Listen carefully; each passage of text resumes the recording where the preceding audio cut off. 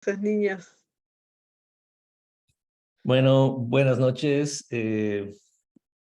Como generalmente se hace en el Pecho Celaya de Atiña, vamos a pedir permiso a las diferentes deidades que nos acompañan y están siempre con nosotros. Generalmente nosotros hablamos, por ejemplo, con el Río de la Plata o con el Apu Pan de Azúcar o diferentes deidades que se tienen acá, también allá en Bolivia, las montañas, a Chachilanaca, el Illimani, el Murata, ¿no? Con la Inalmama, con la hoja de coca, pedimos permiso para que esta conversación y estas exposiciones sean siempre para el bien de las personas, especialmente en estos momentos tan difíciles que se están viviendo, especialmente en Palestina y en otras partes del mundo donde hay mucho sufrimiento. Entonces, pedimos a nuestros ancestros y ancestras que nos apoyen, que nos ayuden, que podamos como humanidad salir adelante de este difícil tiempo que estamos viviendo.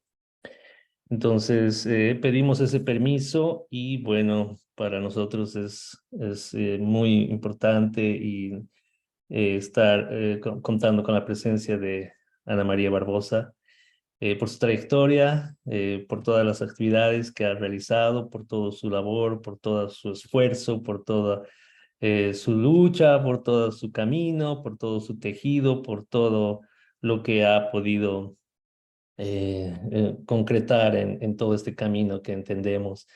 Y particularmente en esta oportunidad es el cuarto evento de una serie de bueno, de una serie de cuatro, que es sobre el mes de la descolonización y en este caso es la interculturalidad en la educación superior.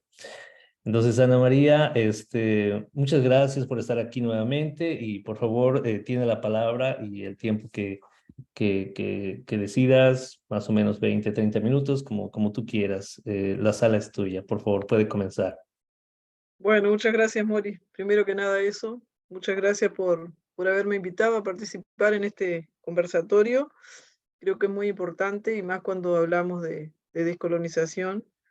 No es un tema que yo en el que haya profundizado mucho a lo largo de mi carrera, aunque soy docente también, ¿no? Pero sí tengo la experiencia de mi participación en la creación de la Universidad Indígena Intercultural en los años que estuve en el Fondo Indígena. Y bueno, sobre todo por eso acepté el reto de poder hablar un poco de esa experiencia, de darle un poco de marco teórico sobre las discusiones que tuvimos en esa época, ¿no? Estoy hablando de los años 2005, 2006, 2007, donde yo estuve trabajando en Bolivia, porque allí está la sede del Fondo Indígena, ¿no? En la ciudad de La Paz. Y bueno, con un grupo de compañeros del Fondo Indígena, nos atrevimos con ese proyecto que era bastante revolucionario, ¿no? O sea, plantear una universidad indígena intercultural que abarcara todo el continente, América Latina, ¿no? Todos los países de América Latina y del Caribe. Y bueno, fue un proyecto bastante atrevido, para el cual todavía teníamos que conseguir financiación, y por supuesto que hubo algunos gobiernos amigos de los indígenas que nos apoyaron, y también hubo cooperación internacional que nos estuvo apoyando en esa oportunidad. Y fue como una utopía, como un sueño que se pudo concretar y que está en marcha, ¿no? Es uno de los programas emblemáticos del Fondo Indígena que sigue adelante, que sigue con esa meta de la interculturalidad, ¿no? Y de llevar ese diálogo de saberes tan necesario a todos los centros asociados que son diferentes universidades en distintos países.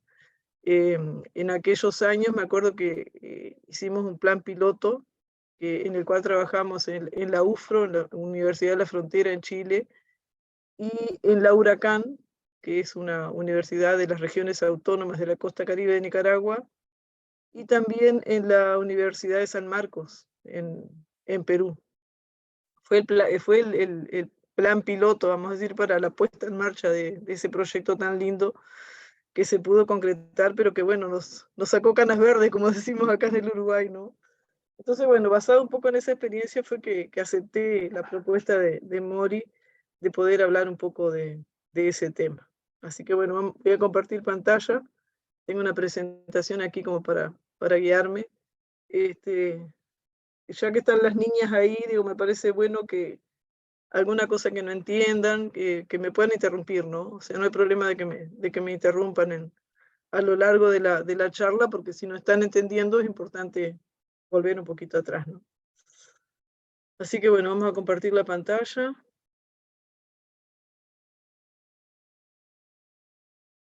Y qué bueno que estén las nuevas generaciones, eso me gusta mucho, las charruitas. Bueno, aquí está el título: Los desafíos de la interculturalidad en la educación terciaria. Tomé la educación terciaria porque, bueno, como les digo, la experiencia era en ese nivel de la educación, ¿no? A nivel terciario. Pero digo, no quita que los conceptos vertidos acá sirven para todo el sistema educativo en general. Primero que nada, me parecía importante ubicar el contexto histórico en el cual vamos a hablar de este tema, ¿no? De este tema tan importante. El contexto histórico de nuestro continente, que es donde están nuestros pueblos, nuestros hermanos, nuestros pueblos originarios, con sus trayectorias milenarias, ¿no? América Latina versus Abya Yala. Le puse ese título porque, bueno, en cierta forma refleja, ¿no? Ese proceso histórico de un continente que primero era, lo miramos así, primero era Abya Yala, después fue América Latina y ahora hay una reemergencia de Abya Yala, ¿no? Bueno, en ese contexto, donde hay más de 42 millones de personas, de pueblos y nacionalidades originarias, este dato yo lo saqué de un libro, pero creo que actualmente se superan los 50 millones de indígenas en nuestro continente, 120 millones de afrodescendientes, y la suma de estos dos contingentes poblacionales representan un 28% de la población del continente. Y será importante, ¿no?, considerarlos. Eso significa que es un continente donde hay mucha diversidad cultural, multiculturalidad, en el espacio territorial bueno, que en la actualidad se llaman países, ¿no? Si nos remitimos a la historia, a los procesos históricos de la presencia de nuestros pueblos originarios, lógicamente los límites territoriales eran otros, ¿verdad? Pero bueno, en el siglo XIX se concibe la idea de América Latina. ¿Y por qué se llama así? Bueno, sabemos que se llama América por Américo Vespucio, ¿no? Es lo que nos enseñan en la escuela, desde esa occidentalidad, que bueno, que es lo que justamente es uno de los temas que hoy vamos a poner sobre la mesa. ¿Por qué latina? Bueno, latina justamente porque las lenguas de los conquistadores, de los que llegaron con Américo Vespucio, con Cristóbal Colón, eran principalmente el español y el portugués, o sea, lenguas de origen latino. Y eso, como sabemos, digo, si nos remitimos un poco al estudio de los lingüistas, sabemos que el lenguaje es muy importante en la formación cultural de los pueblos, ¿no? Y bueno, esto fue un continente colonizado por los españoles y los portugueses, y por supuesto que de ahí viene el nombre de América Latina. Entonces, bueno, el nombre se creó en ese contexto de cambio político y cultural, que fue influenciado por los movimientos independentistas que hubo en nuestro continente en el siglo XIX. O sea, los movimientos libertarios independentistas de las coronas de España y de Portugal, ¿no? Que bueno, sabemos que hay todo un contexto histórico detrás de debilidad de las instituciones en Europa, y que eso produjo los movimientos revolucionarios e independentistas en América Latina. Entonces, bueno, de ahí viene esa herencia lingüística y cultural también, como decíamos, ¿no? Porque la lengua incluye lo cultural, que hace como una comunidad de esta región y lleva a que se le haya puesto ese nombre de América Latina. Desde una mirada crítica, se dice que esto es un concepto eurocentrista, haber denominado el continente como América Latina, porque en realidad excluye a las poblaciones originarias, ¿no? Tanto a los indígenas como a los afrodescendientes, que llegaron también en ese mismo proceso de colonización.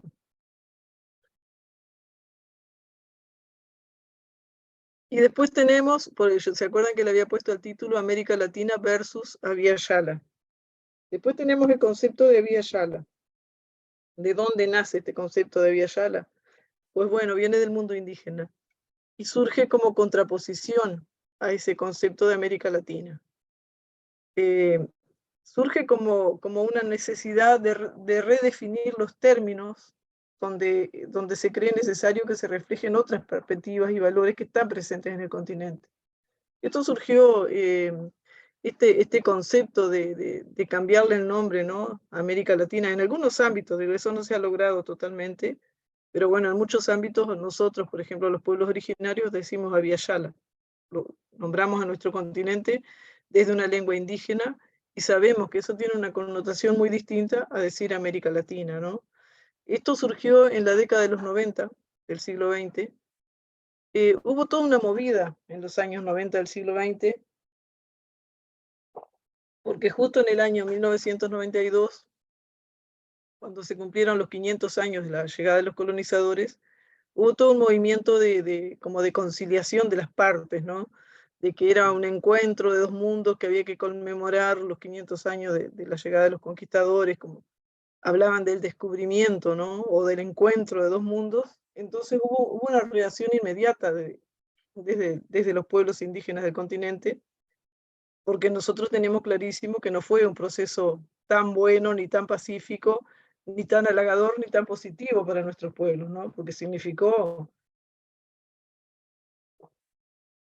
perdón que estoy medio resfriada, eso significó la muerte, la desaparición, la violencia, ¿no?, y el exterminio de muchos de nuestros pueblos.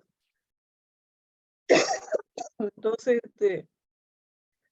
en esa movida de reemergencia de la cuestión indígena en nuestro continente, surge la posibilidad del cambio del nombre.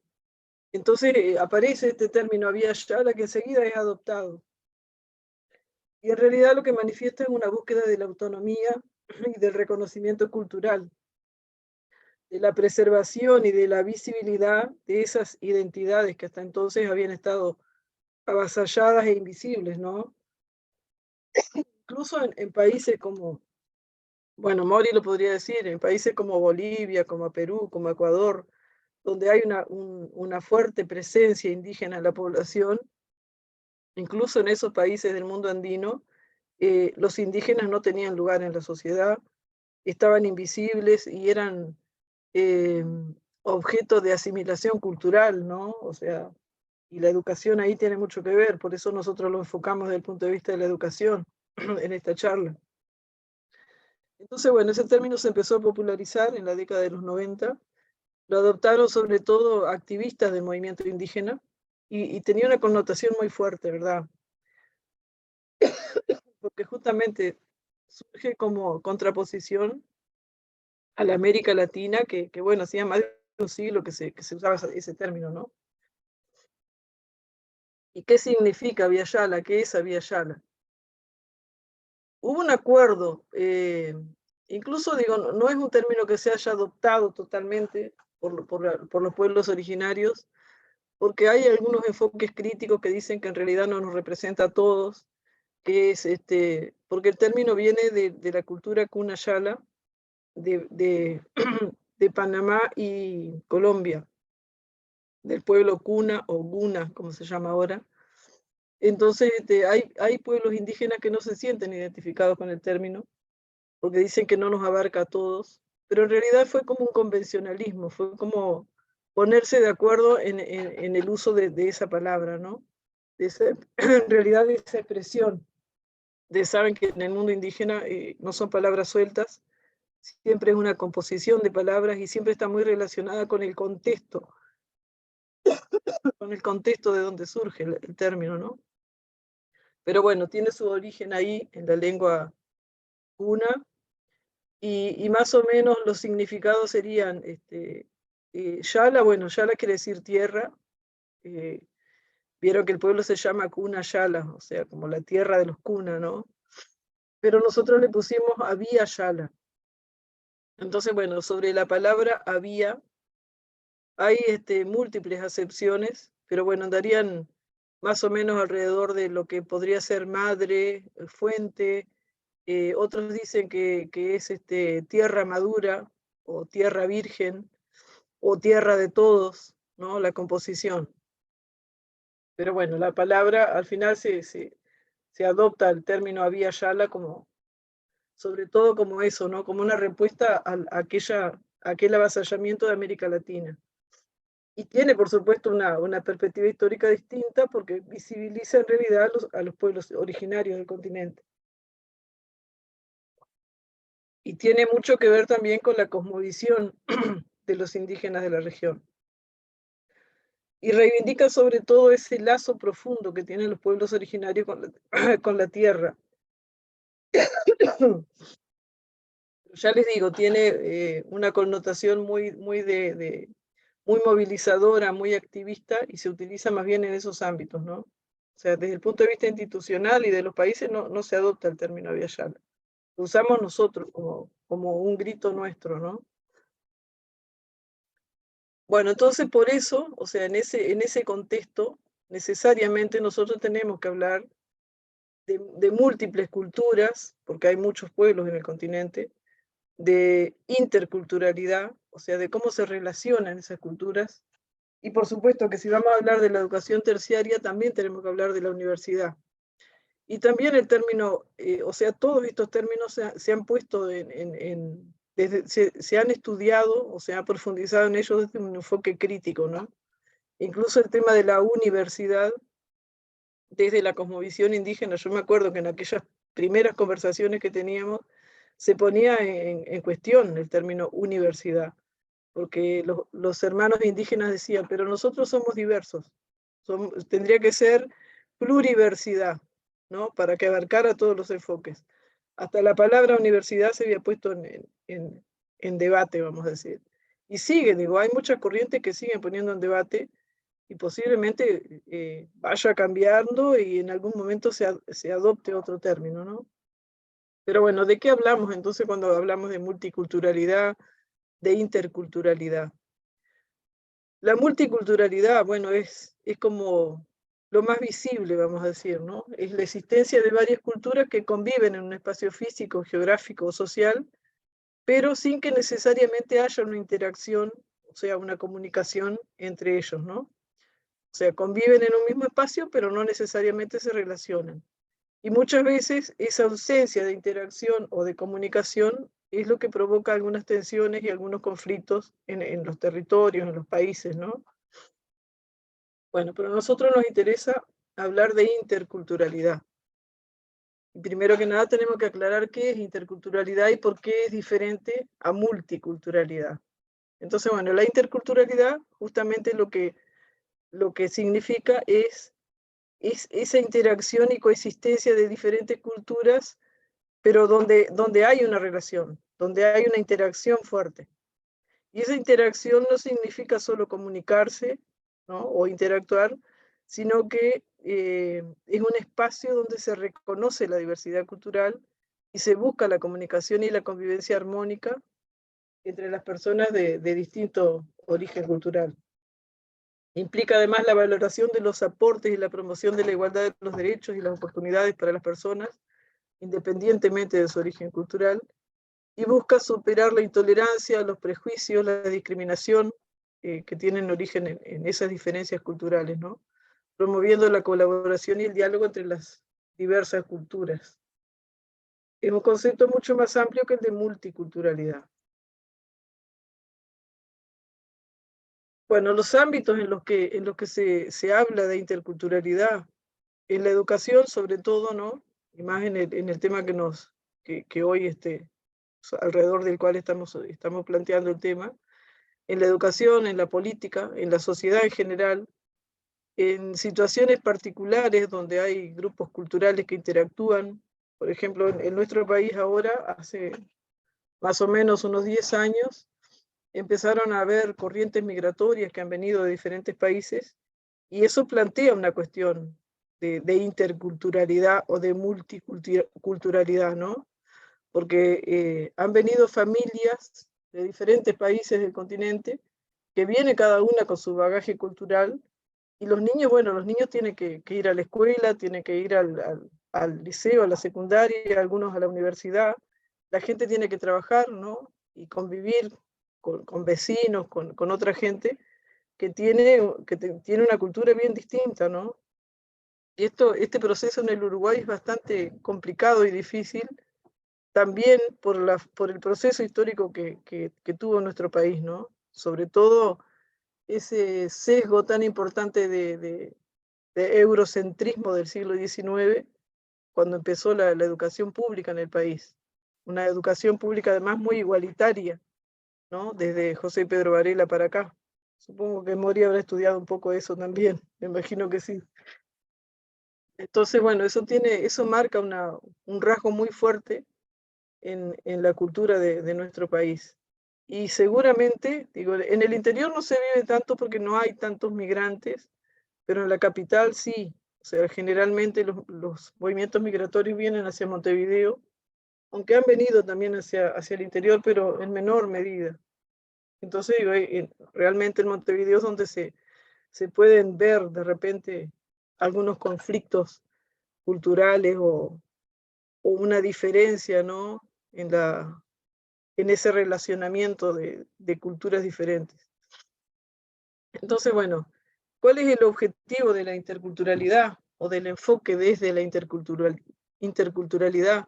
Es justamente construir sociedades más inclusivas, más justas, donde todas las personas puedan coexistir respetando sus valores y sus diferencias culturales.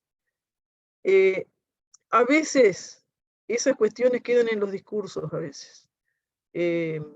Cuando vamos a la realidad de los hechos, muchas veces se nota la diferencia. O sea, en el discurso es muy lindo, pero cuando se va a los hechos a veces no sucede lo mismo, ¿no? Y nosotros sabemos que hay discriminación y exclusión social, y sobre todo en el ámbito laboral también, ¿no? Son realidades que se viven en nuestro país, lamentablemente. Pero bueno, nosotros volviendo al ámbito educativo. Muchas veces, por ejemplo, la experiencia en la Universidad de la República, por ejemplo. Nosotros tenemos una universidad pública que es gratuita y abierta a todos. O sea, cualquier ciudadano extranjero que venga al país o incluso desde otros países pueden inscribirse en la Universidad de la República y estudiar. Pero eso no significa que haya un enfoque intercultural desde el punto de vista institucional. Digo, hay que profundizar un poquito, porque en realidad muchas veces sí se permite el ingreso, pero en realidad no se da el proceso intercultural como lo planteamos nosotros acá, desde las experiencias, ¿no? Por ejemplo, de las universidades indígenas. Entonces, bueno, a mí me gusta traer una concepción de interculturalidad que maneja Alta Hocker, que ella era, hasta hace poco tiempo, era la rectora de la Universidad Huracán de Nicaragua, que tuve el gusto de conocerla cuando estuvimos manejando ese proyecto piloto. Y bueno, Alta maneja algunos conceptos de interculturalidad en la educación. Por ejemplo, ella dice, compartir el poder en los diferentes espacios de toma de decisiones. O sea, la interculturalidad no es solo tener una cuota para que haya estudiantes indígenas o estudiantes afro, en el caso de las universidades privadas, ¿no? Que son casi todas, en casi todos los países las universidades son privadas, pero incluso la universidad pública nuestra. O sea, ¿cuánto espacio de participación real tienen estudiantes que vienen desde otros países o de otras culturas, ¿no? Entonces ella dice, bueno, para que haya interculturalidad es fundamental que se comparta el poder, que haya espacios de poder compartidos y que haya toma de decisiones compartidas. Propiciar la igualdad de las oportunidades, redistribuir equitativamente los recursos, la visibilización y la conquista de los espacios negados en lo histórico, social, político, cultural y ambiental de los diferentes pueblos. La visibilización en las estadísticas nacionales y la puesta en práctica de políticas y acciones con y para los pueblos que partan de sus verdades, necesidades y prioridades. Esto es bien importante. Y nosotros ahora que estamos en este proceso del censo, del nuevo censo de población, sabemos que a veces las estadísticas nacionales no reflejan la realidad de la población, ¿no? Entonces, claro, en estos países donde pesa mucho el tema de la cuota para el ingreso a la universidad, si la estadística no es buena, el porcentaje va a ser menor. Y suele pasar. los censos de población de los países muchas veces no coinciden con los censos que hacen las organizaciones indígenas de los países. Entonces, claro, eso marca una diferencia y coarta la igualdad de oportunidades también, ¿no? Entonces, Alta siempre insiste mucho en eso. Dice, bueno, pero tenemos que trabajar para que la estadística refleje la realidad nacional, ¿no? En cuanto al porcentaje de los pueblos indígenas. Y después hay una definición de la UNESCO, que es del año 2006, porque este tema también se trata en el sistema de Naciones Unidas, en los convenios internacionales. Por ejemplo, en el convenio 169 de la OIT hay muchos artículos que tienen que ver con el tema de la interculturalidad en el sistema educativo, que a veces uno lo lee ligeramente y no se da cuenta de la importancia que tienen, ¿no? Casi que lo más importante, porque la verdadera transformación social empieza por la educación, ¿no? Eso lo sabemos nosotros. La UNESCO dice que la interculturalidad se concibe como presencia e interacción equitativa de diversas culturas, la posibilidad de generar expresiones culturales de enseñanzas compartidas a través del diálogo y el respeto mutuo.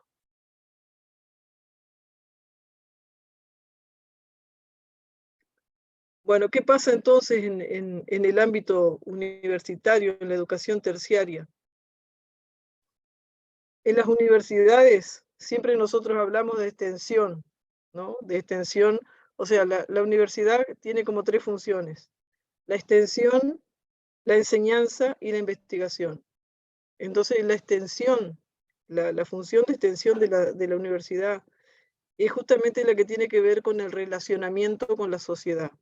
Entonces, bueno, en todas las universidades, con algún matiz de los términos que se utilizan, se habla de extensión social, de extensión universitaria, de proyección social, de acción social, de vinculación social. Y las universidades indígenas sobre todo hablan de acompañamiento comunitario intercultural. O sea, cómo hacer posible esa comunicación entre la academia y la sociedad. Es un problema que lo tenemos planteado también en el Uruguay, ¿no? O sea, los programas de extensión realmente llegan a la comunidad, se da ese necesario diálogo, o sea, hay demandas de la sociedad que se canalicen a través de la función de extensión. La universidad, me estoy haciendo toda esta pregunta para que ustedes vean cómo se aborda el tema, ¿no? La universidad realmente toma la demanda de la sociedad y trabaja en ese sentido, en sus otras dos funciones, a través de la enseñanza y a través de la investigación. O sea, son tres funciones muy complementarias, pero la función de extensión social o de acompañamiento comunitario, como dicen nuestros hermanos indígenas, es casi que la más importante. O sea, es la que le da razón de ser a la universidad, ¿no? Entonces, bueno, en este continente tan diverso, tan multicultural,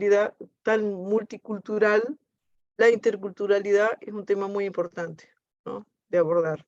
Y la verdad que no se aborda directamente, sino que siempre se va como por el costado, como una función complementaria o que está en segundo plano, ¿no? ¿Cómo vincular entonces esos elementos que son comunes, ¿no? La sociedad, la universidad, la cultura, la interculturalidad? Algunos hablan de intraculturalidad, creo que Mori también ha profundizado un poco en ese sentido, y el compañero que va a estar hoy, Mauricio, también me parece que, por lo que leí más o menos de su currículo, creo que él también ha profundizado en ese tema. O sea, ¿cómo vemos la universidad ubicada en la sociedad, o parte de la sociedad, ¿no? En esa sociedad y en ese territorio tan cultural. O sea, se puede construir ese relacionamiento entre culturas, qué papel tiene, ¿no? El centro educativo en ese sentido.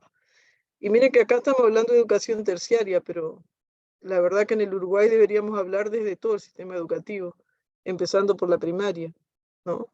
Porque ahí, o sea, hay cuestiones epistemológicas que empiezan desde los niños más pequeños, ¿no? O sea, enfoques de la educación que deberían empezar desde los primeros niveles de la educación.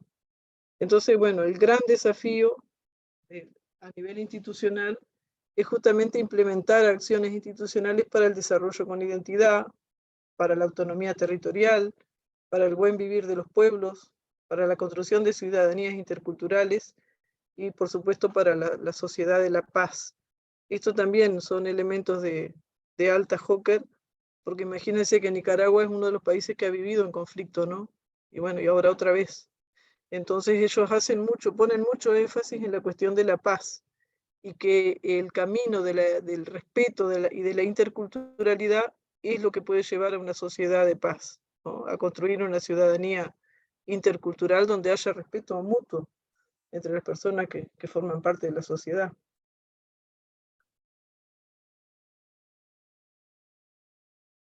¿Y qué dicen las universidades indígenas? Porque en nuestro continente hay universidades indígenas en distintos países, en Colombia, en Ecuador, en Nicaragua, en Centroamérica hay unas cuantas, en México también, en Chile hubo algunos proyectos también de universidades indígenas.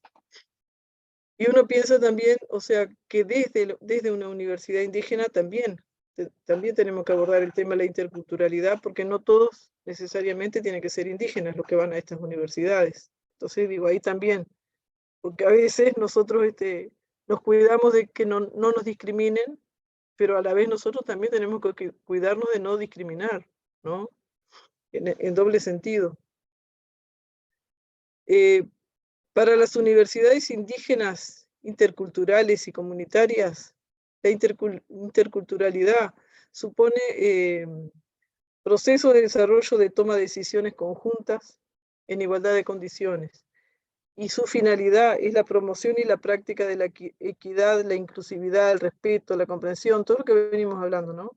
La aceptación mutua, la creación de sinergias para establecer sociedades no discriminatorias y libres de racismo. Y hay algunos conceptos asociados.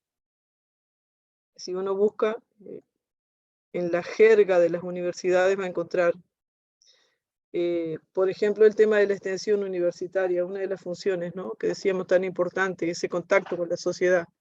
Entonces, en las universidades indígenas no se utiliza el término extensión, más bien se habla de acompañamiento comunitario, como algo más cercano, ¿no? Porque a veces uno dice extensión, bueno, pero extensión, ¿qué es extensión?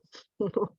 O sea, en un lenguaje muy académico, capaz que la palabra extensión la entendemos, pero si vamos a hablar, si nos vamos a relacionar con la comunidad, con la sociedad, tal vez si hablamos de acompañamiento comunitario, es más comprensible lo que queremos hacer, ¿no? Es como un término más cercano.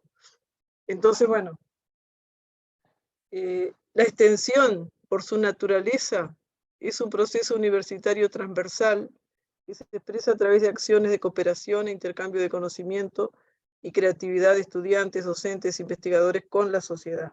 O sea, supone un intercambio real, ¿no?, entre la universidad y las personas que integran la sociedad. Por su contenido, desde la investigación y el posgrado, se atiende la misión sociocultural de aportar la solución de problemas, enriquecer el currículo y la formación integral. Acá en el Uruguay hay dos teóricos que han trabajado mucho sobre el tema de la extensión universitaria, que son Judith Sud y Arocena. Arocena fue rector de la universidad hace unos años.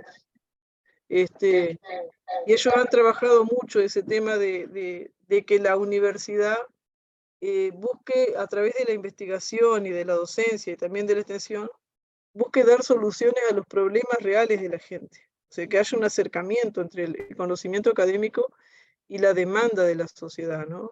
Ellos han trabajado mucho sobre ese tema, incluso a nivel de todo el continente. Y después, en su procedimiento, para aprovechar, para hacer un uso racional de los recursos y las potencialidades de las comunidades basadas en modelos interculturales. Porque hay necesariamente, si se da ese diálogo, hay un intercambio de conocimiento y de saberes y de prácticas, ¿no? Desde distintos enfoques, pero igualmente importantes. Y la finalidad, bueno, de contribuir al desarrollo y a la transformación de la sociedad.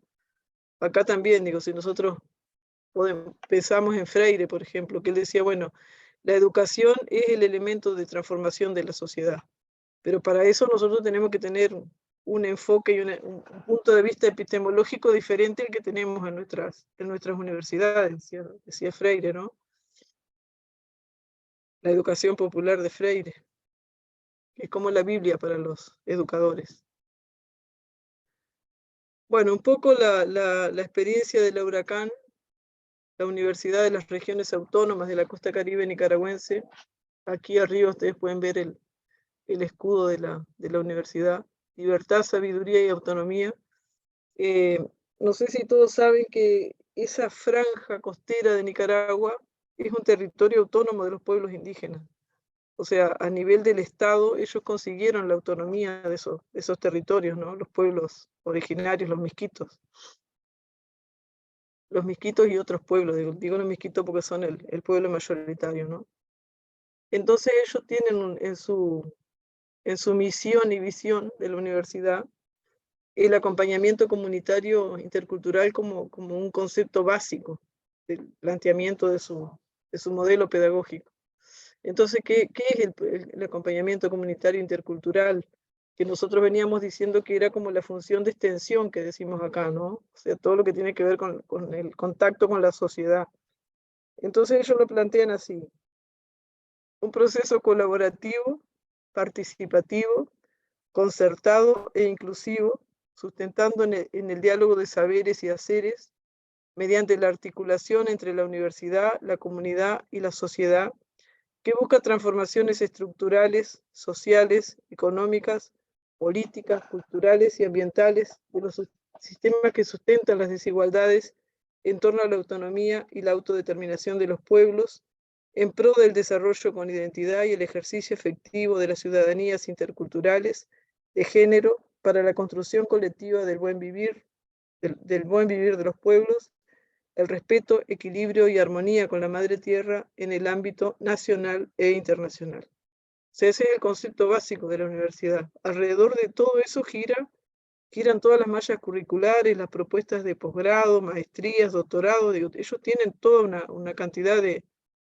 propuestas. Tienen una página web que si alguien quiere profundizar un poquito, conocer la propuesta, se puede entrar, se pone Huracán nomás ahí en la web y se puede entrar a la página de la universidad. Bueno, los caminos hacia una ciudadanía intercultural. O sea, el fin último es la transformación de la sociedad, ¿verdad? Y que haya una ciudadanía intercultural, o sea, que se pueda vivir en armonía y interactuando entre las diferentes culturas y los diferentes saberes. La meta son sociedades más justas, equitativas, inclusivas, interculturales que permitan construir ciudadanía. Eva García es una investigadora que ha escrito varios artículos académicos sobre interculturalidad, y ella dice que hay una separación abismal y tiene toda una teoría de la separación abismal entre lo que está de este lado de la línea y lo que está del otro lado de la línea. Ella plantea una dicotomía, ¿no? Que si uno busca un poco en la historia de los países latinoamericanos, se ve la dicotomía. Entonces ella lo plantea, más o menos yo les traje acá un resumen, no es exactamente todo lo que ella plantea, pero bueno, una síntesis como para tener una idea. Ella dice, de este lado de la línea, que sería como la educación formal, eurocéntrica y con un enfoque más occidental, ella dice, de ese lado está, es lo que se dice, ¿no? O sea, ¿no? Lo que se plantea, lo verdadero, lo que existe, la alta cultura, el conocimiento científico riguroso y verdadero, la civilización, la modernidad, el abandono de la naturaleza y el paso hacia la sociedad civil. Entonces, como bases programáticas, ¿no? de la educación terciaria. Y eso, por ejemplo, acá en el Uruguay es muy fuerte. O sea, lo que dice la Universidad de la República es casi que la verdad absoluta. y la verdadera ciencia, la alta cultura, como que el discurso que viene de ahí es casi que irrebatible. Sin embargo, del otro lado de la línea, dice Eva García, hay un vasto campo de experiencias desechadas e invisibles, tanto en términos de agencia como de agentes. O sea, hay otras formas de saberes y de conocimientos que están desconocidos y que se los menosprecia, ¿no? Del otro lado de la línea. Otras culturas, las culturas alternativas, las culturas locales, las culturas indígenas, sea, toda como del otro lado, ¿no? Los conocimientos indígenas, populares, laicos, campesinos, cuyo conocimiento no es real o verdadero, o sea, se lo considera así, ¿no? Sino meras creencias, opiniones, magia, idolatría o comprensiones intuitivas. El estado de la naturaleza, donde las instituciones de la sociedad civil no tienen lugar, estarían de este lado de la línea, ¿no? Del otro lado, el pasado es irreversible, porque la historia transcurre en línea recta. O sea, los que están a este lado de la línea dicen que lo que está del otro lado de la línea es así, como lo planteamos acá en esta dicotomía, ¿no? Que nos trae Eva García. Y realmente esta dicotomía está planteada en casi todos los países de nuestro continente. ¿Cuáles son los desafíos entonces desde la universidad? No les voy a leer todo esto, pero los desafíos tienen que ver con repensar las funciones de la universidad, de la extensión universitaria, de la enseñanza y de la investigación. O sea, partiendo desde otros puntos de vista, desde un necesario diálogo de saberes y una necesaria comprensión de que hay otras formas de conocimiento que vienen de la práctica, como decía ella, ¿no? Del otro lado de la línea, que vienen de culturas milenarias y que tienen un bagaje de conocimiento que no se puede negar, ¿no? Incluso, miren, si uno mira, a ver si puedo ir al anterior, no, bueno, a ver si podemos ir al anterior. Incluso yendo al anterior, uno piensa que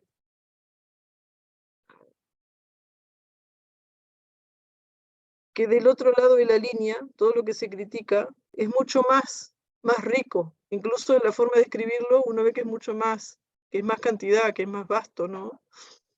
Que lo que está del otro lado. Y es lo que justamente lo que se menosprecia en un proceso de educación más eurocéntrica y más positivista. Entonces ella dice, ¿cuáles son los desafíos? Bueno, los desafíos es romper eso, romper esa dicotomía, ¿no? Por ahí andan los desafíos. Desde la universidad, bueno, replantearse la malla curricular, la forma de investigar, la forma de relacionarse con el pueblo, con la sociedad. Poner énfasis en las poblaciones más vulnerables, donde históricamente han sido relegadas, discriminadas, excluidas. O sea, atender sus demandas. Que la investigación vaya en el sentido de buscar soluciones a los problemas cotidianos de la gente, ¿no? Sobre todo en ese sentido. Después desde el Estado, desde las políticas públicas, bueno, necesariamente el Estado tiene que contemplar la interculturalidad y las necesidades de la gente desde su lugar. O sea, no hay políticas homogéneas ante la complejidad que presenta una sociedad intercultural, ¿no? O sea, las políticas públicas tienen que ser inclusivas, pertinentes, equitativas, transformadoras, ¿no? Hay que llevar adelante líneas de acción que lleven a la innovación, a la cultura de la paz, a la gobernanza como lo planteaban, como lo planteaba Alta, que haya posibilidades de diálogo social y participación en la toma de las decisiones, ¿no? Y que se contemple la diversidad cultural. Después desde los pueblos, bueno, también para los pueblos también es muy desafiante, ¿no?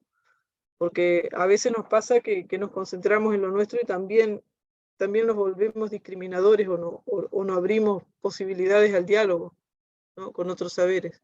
Entonces, bueno, fortalecer las capacidades organizativas y acompañamiento de las acciones para implementar esa cultura de intercambio donde los pueblos originarios tienen mucho para aportar.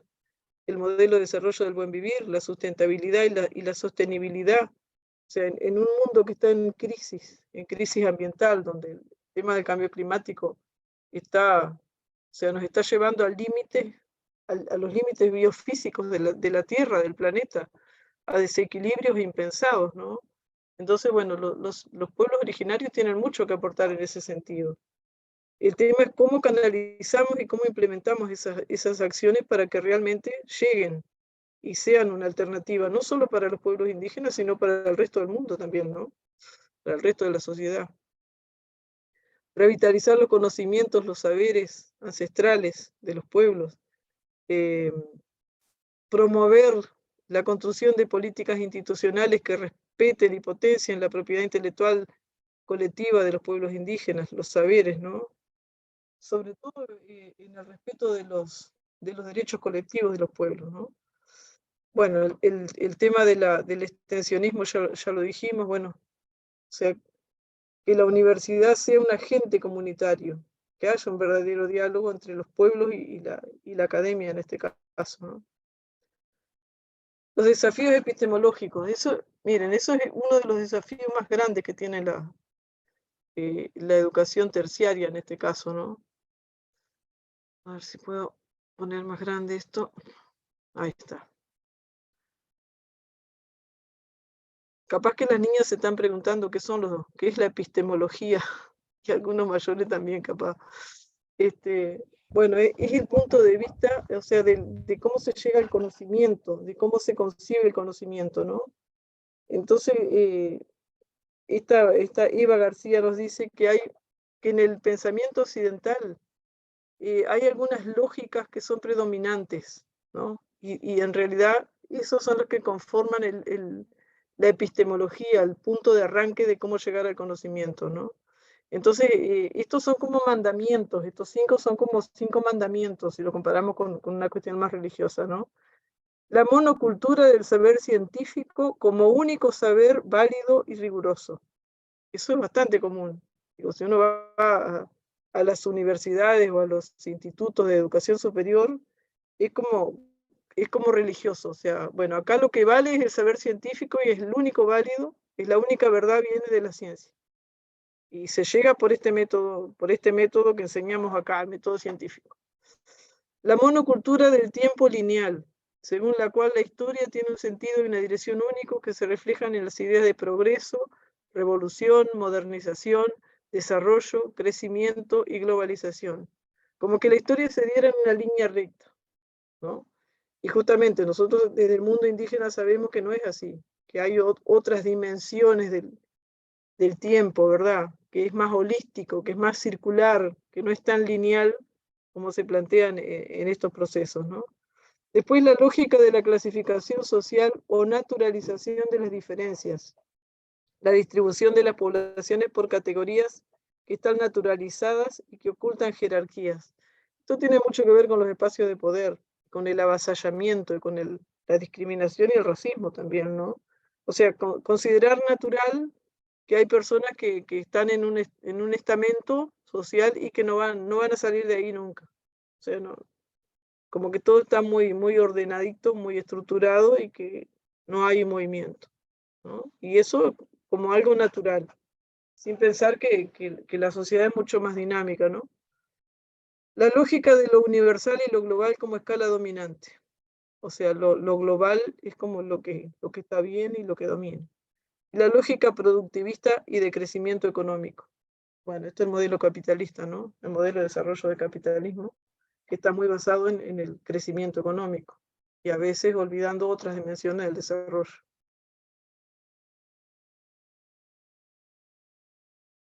Pero hay otros enfoques que fueron surgiendo a principios de este siglo, del siglo XXI. Hay una cantidad de intelectuales, investigadores que se han alineado en un enfoque mucho más crítico de lo que ha sido el modelo del desarrollo hasta ahora y que están agrupados en lo que se llaman los postdesarrollistas. Y ellos parten de dos premisas fundamentales. Y ahí, bueno, ahí hay algunos pensadores, casi todos latinoamericanos, ¿no? Por ejemplo, Arturo Escobar, que es ecuatoriano, Maristela Svampa, que es argentina, Eduardo Gudinas, que es uruguayo, a ver qué otro, déjenme pensar. Bueno, hay en Bolivia también un movimiento interesante, ahí estaba Xavier Albó, que falleció hace poco, y hay otros pensadores también en el mundo.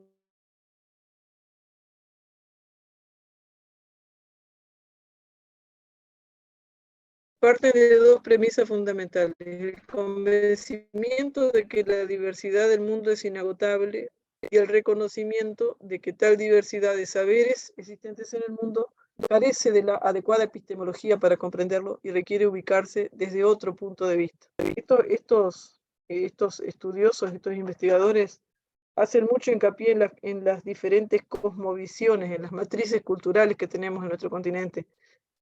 Sobre todo, lo tienen como algo, como un descubrimiento, el tema de la cosmovisión indígena, ¿no? De las cosmogonías indígenas, o sea, cómo, cómo conciben el mundo los pueblos originarios, los pueblos indígenas, y cómo a partir de ahí toda la interpretación de la realidad se vuelve diferente, ¿no? No sé cómo voy de tiempo, Mori, creo que voy Estás medio bien, largo Ana. ya, ¿no? Estás Entonces, bien. a partir de, bien, a, bien, a partir de ese enfoque, o sea, todo se puede concebir o abordar de diferente manera.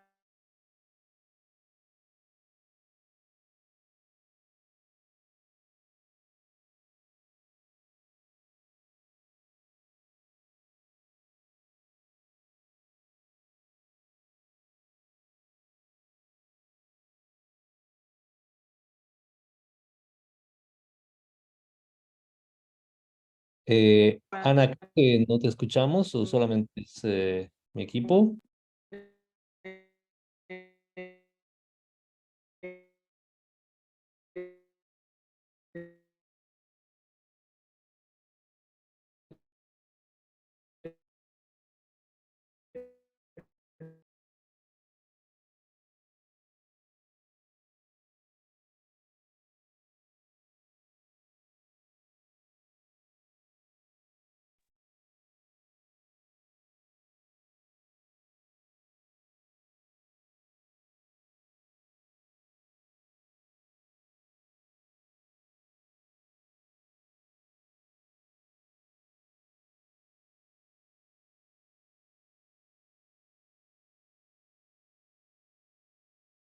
Mm, buenas noches. No se escucha, ¿verdad, Ana? Tal vez mientras vuelve, no sé si es Mauricio el que está conectado, Mauricio Yucra. Sí, hermano, estamos conectados. Buenas noches, hermano. Buenas noches, Mauricio. Las que me equipan, Gilata. Qué bueno que está acá. Entonces, veamos.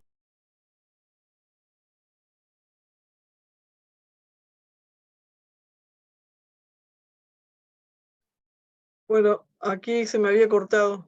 Está sin micrófono, Mori.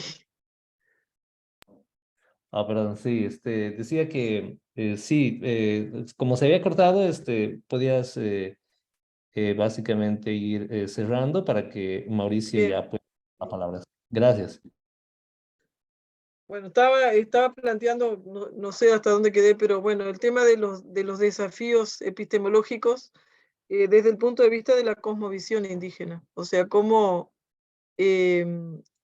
todos los programas educativos y la currícula de los centros educativos, ya sea desde la primaria, la secundaria o la universidad, pueden tomar una forma diferente si partimos desde la cosmovisión indígena y no desde una cosmovisión occidental, que es la que tenemos actualmente en todos los centros educativos nuestros, y, y que proponemos desde la interculturalidad, ¿no? O sea, en estos modelos pilotos de las universidades indígenas, interculturales, multiculturales.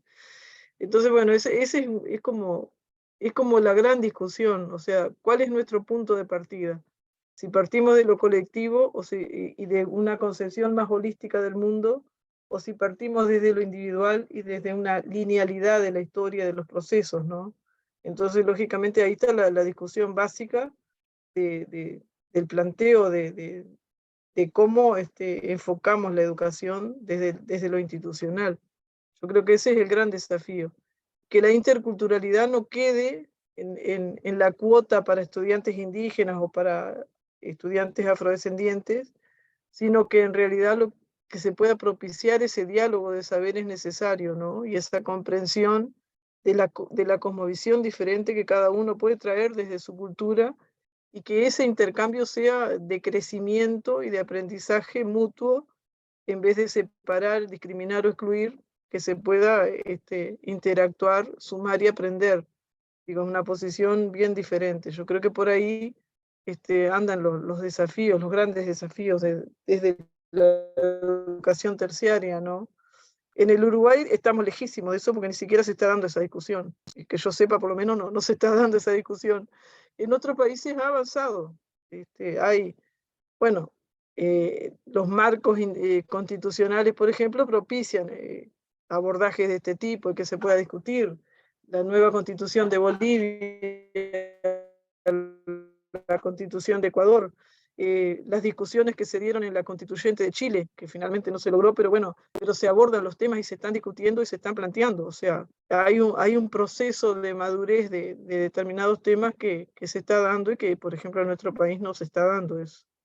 Yo creo que los grandes desafíos vienen por ahí, y para los pueblos valorar y comprender lo que se puede aportar como modelos alternativos que no queden a la interna de los pueblos originarios, sino que también son saberes y conocimientos a compartir con el resto del mundo, porque realmente pueden aportar en el sentido de la búsqueda de soluciones a todas las crisis que estamos viviendo actualmente, ¿no?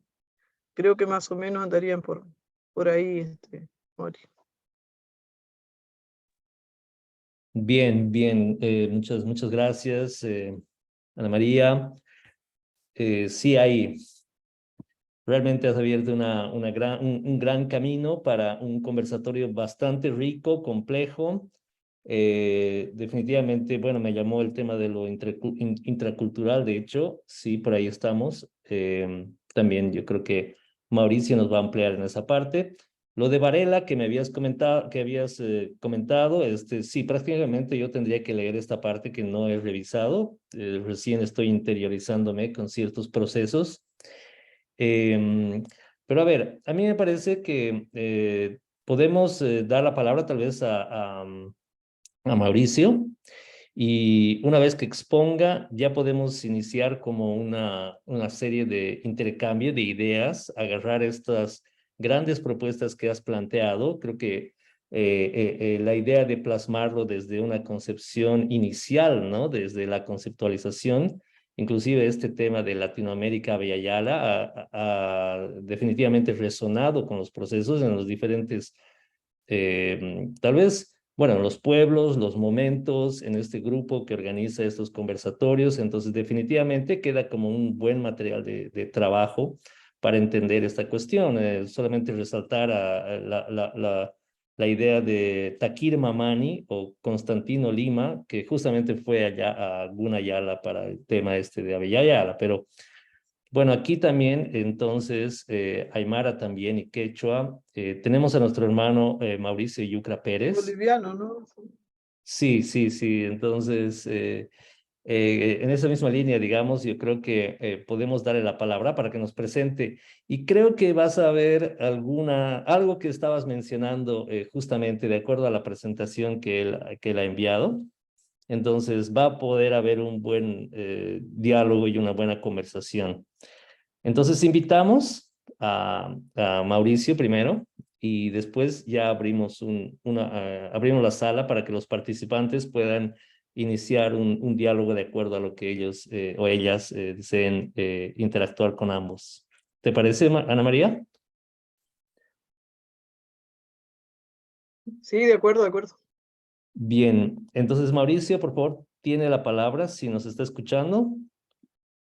Askia rumaki panhilata mori, takbacha kumanakataki, hacha rumtawia, hacha ailu, blanco, hacha marca, asaya toquetja, que mataja hasta patas de la ka oruru marca sanja, hilanaku yakanaka, ainacha, oyan marcanja, hilanaku yakanaka. Alintuta tukuy kankunapaq pikunachus ñapis uyarimunkichaq, qhawaskankichaq, ñapis kunantuta qankunapaqqa hatunapaykuy, noqaykuqa napaykamuyku kay ayllu ayllankunaqmantapacha, kay q'asaya llaqtamanta, qankunapaq imaraykuchus qhechuas aymaras kaykunukaykuqa chiquitanta kay nisumanchari qhechua llaqtapiqa llaqtamasikuna. Chayta nispa ñapis noqaqa ña kunantapiqa qallari munani chiquitanta imaynataq kaskan t'ukuri, imaynataq kaskan ñapis qhawari kay nisumanchari imaynachus kan t'ukuykuna chaynaqmantaqa. Como hilatanakullakana kicharamaq mahuka parlar t'añani, aruskip t'añani kawkimahischik pachansa ñasa, aka hach'ayatiqaña utanakasa taqpacha ukatqa hilanakullakana. Ukataqa qaltañakitaqa hilanakullakanaka ñasa akultas ñani inalmamampi hilanakullakanaka ñasa hacha apunaka, wak'anaka, samirinaka, hikirinaka, taqpach humanakaru nanakaq mayt'asipsma hicharamanja ñasa suma sartañataki kikpakiraki illanaksata ispallanaksata humanakaru mayt'asta hicharamanja suma ñasa katuqapqañapataki hilatanakullakanakaqa aka p'iqinchawi aka sañani hilanakullakanaka lup'iwi amtawi kukumata hukirakiqa hallalla hilanakullakanaka hallalla. Hallalla.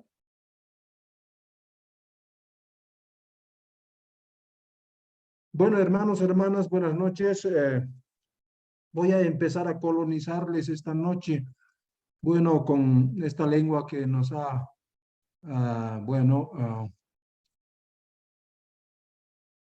¿qué les digo? Que nos ha estado dominando, ¿no? Entonces, bueno, a ver, quiero compartir. No sé si puede habilitarme, Mori, la pantalla para compartir. Sí, ya está habilitado, Gilata Mauricio. Muy bien. Bueno, espero que estén viendo. ¿Se ve, hermano Morris? Bueno, como les decía, a la lengua castellana es prestada y entonces, por lo tanto, ha sido esta lengua que nos ha servido para ser explotado, para ser dominado y todo ello. Pero esta noche nosotros estamos aquí y bueno, para compartir las ideas de la nación aymara, vamos a prestarnos y conversar un poquitito sobre lo que es justamente lo que queremos mostrarles. Bueno, yo quiero empezar por esto que es importante, hermanos, hermanas, ¿no? Mostrarles nuestra ciencia, mostrarles los saberes y conocimientos de la nación aymara, de la nación quechua, ¿no? Entonces, en aymara nosotros decimos epistemología yatiwi, amta, lupi, ¿no? Entonces, existe pues un diálogo entre nuestras tres comunidades, entre la comunidad de la naturaleza, la comunidad de las deidades y la comunidad humana. Entonces, pero ¿cómo habrán hecho ciencia? ¿Cómo es nuestra ciencia? ¿No? Porque nosotros somos la alternativa en sí a la ciencia occidental que está en crisis civilizatoria a la cual nos ha arrojado. Entonces, por lo tanto, queremos nosotros ver esta situación. Para ello, yo creo que hay que empezar a ver dos pensamientos, dos paradigmas. Uno es el eurocéntrico, el ajeno que ha llegado aquí a la Via Yala, es justamente cuando todo gira en torno al hombre, ¿no? Es el antropocéntrico. Y el otro es el cosmocéntrico, ¿no? Y todo gira referente al cosmos. Y ahí estamos nosotros, ¿no? Como comunidad humana, como comunidad de la naturaleza, como comunidad de las deidades, ¿no? Entonces, por lo tanto, ¿cómo nace el conocimiento? En este lado, en el eurocéntrico, nace, ¿no? el conocimiento a través de la razón. Pero de nosotros ya no es solamente conocimiento, sino es saber y conocimiento. Entonces, el saber y conocimiento nace a partir de la vida, de la cotidianidad, de la realidad. De ahí nace, ¿verdad? donde conviven estas tres comunidades, la comunidad de la naturaleza, la comunidad de las deidades y la comunidad humana, ¿no? Entonces, hay dos formas de pensamiento, dos, ¿no? Que como podemos mostrar en la pantalla, estas dos formas de conocer el conocimiento, ¿no? Entonces, la diferencia es que, bueno, la episteme de la ciencia es codificada por la razón, ¿no? Es codificada el conocimiento es codificado por la ciencia, dice, ¿no? Pero de nosotros no. De nosotros es codificado por nuestra propia vida, ¿no? Por nuestra forma de vivir. Y es codificado por nuestra misma cultura. Y cultura, ustedes saben, para nosotros es molde, es modelo de vida, ¿no? Porque el eurocentrismo, ¿no? persigue a satisfacer los problemas y necesidades a través de la ciencia, pero persigue algo más. Su norte es justamente la muerte. ¿Por qué? Porque ellos justamente persiguen la acumulación de la riqueza, del dinero, y lo van mercantilizando y nos lleva a este calentamiento global, ¿no? Eso es esta ciencia, entre paréntesis, ciencia científica, ¿no? Pero lo nuestro no. Lo nuestro es codificado por nuestra forma de vivir, por nuestra cultura, por nuestro modelo de vida. Pero ¿qué persigue? No tenemos nosotros el norte, nosotros somos del sur.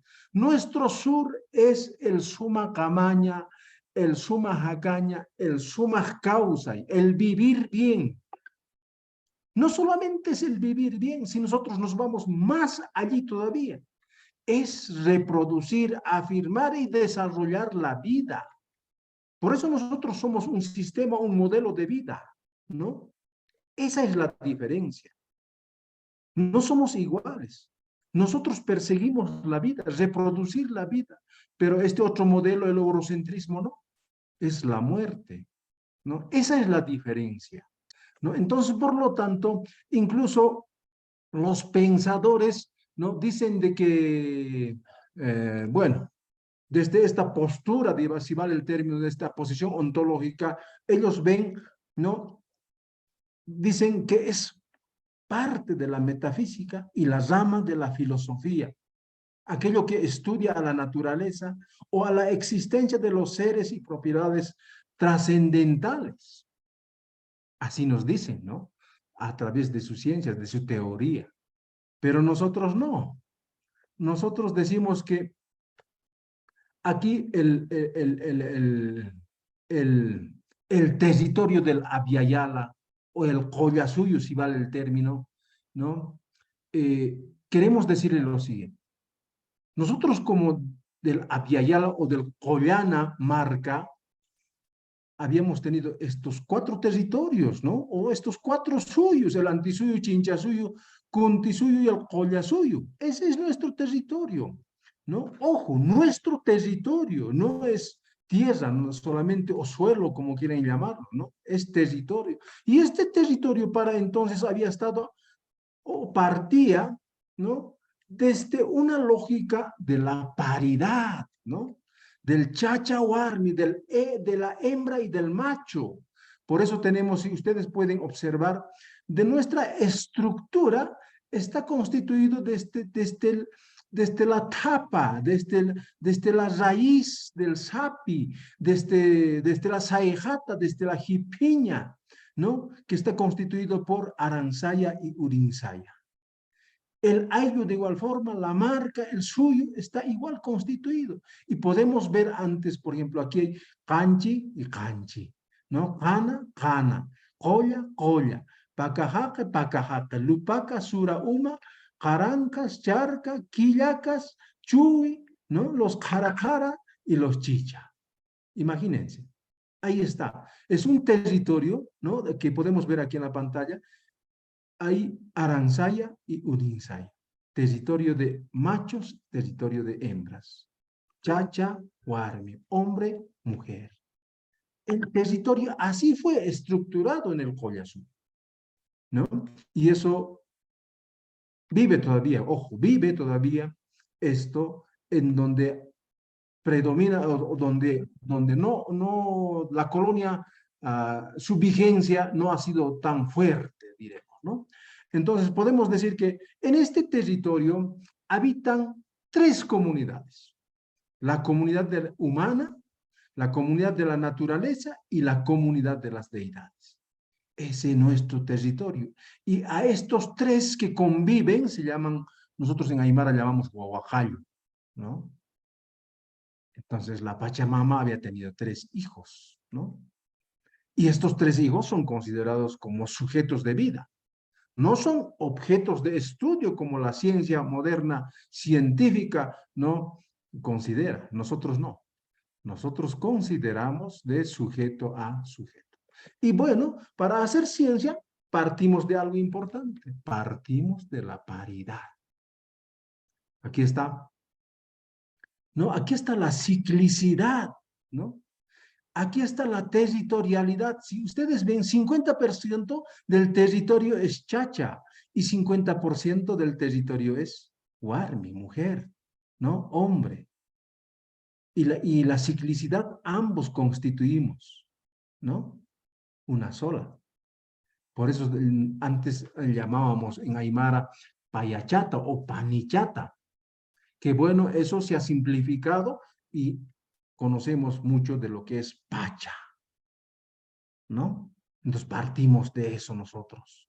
El Aymara parte de esto, para hacer ciencia, para vivir, para convivir, para reproducir la vida, ahí está, ¿no? Entonces, para ello, nosotros, hermanos, tanto la comunidad, aquí, si ustedes me van siguiendo en la pantalla, la comunidad de la naturaleza, la comunidad humana y la comunidad de las deidades, en todo es par, en todo es chachahuarmi, en todo es hombre y mujer. En las plantas, aquí tenemos estas hojitas acorazonadas de eucalipto, esas son las hembras, y hojitas largas son macho, ¿no? Hasta en las plantitas está, ¿no? Aquí podemos ver en las aves, ¿no? ¿No? Hembra y macho, ¿no? En los animales, aquí, esto es la huari, ¿no?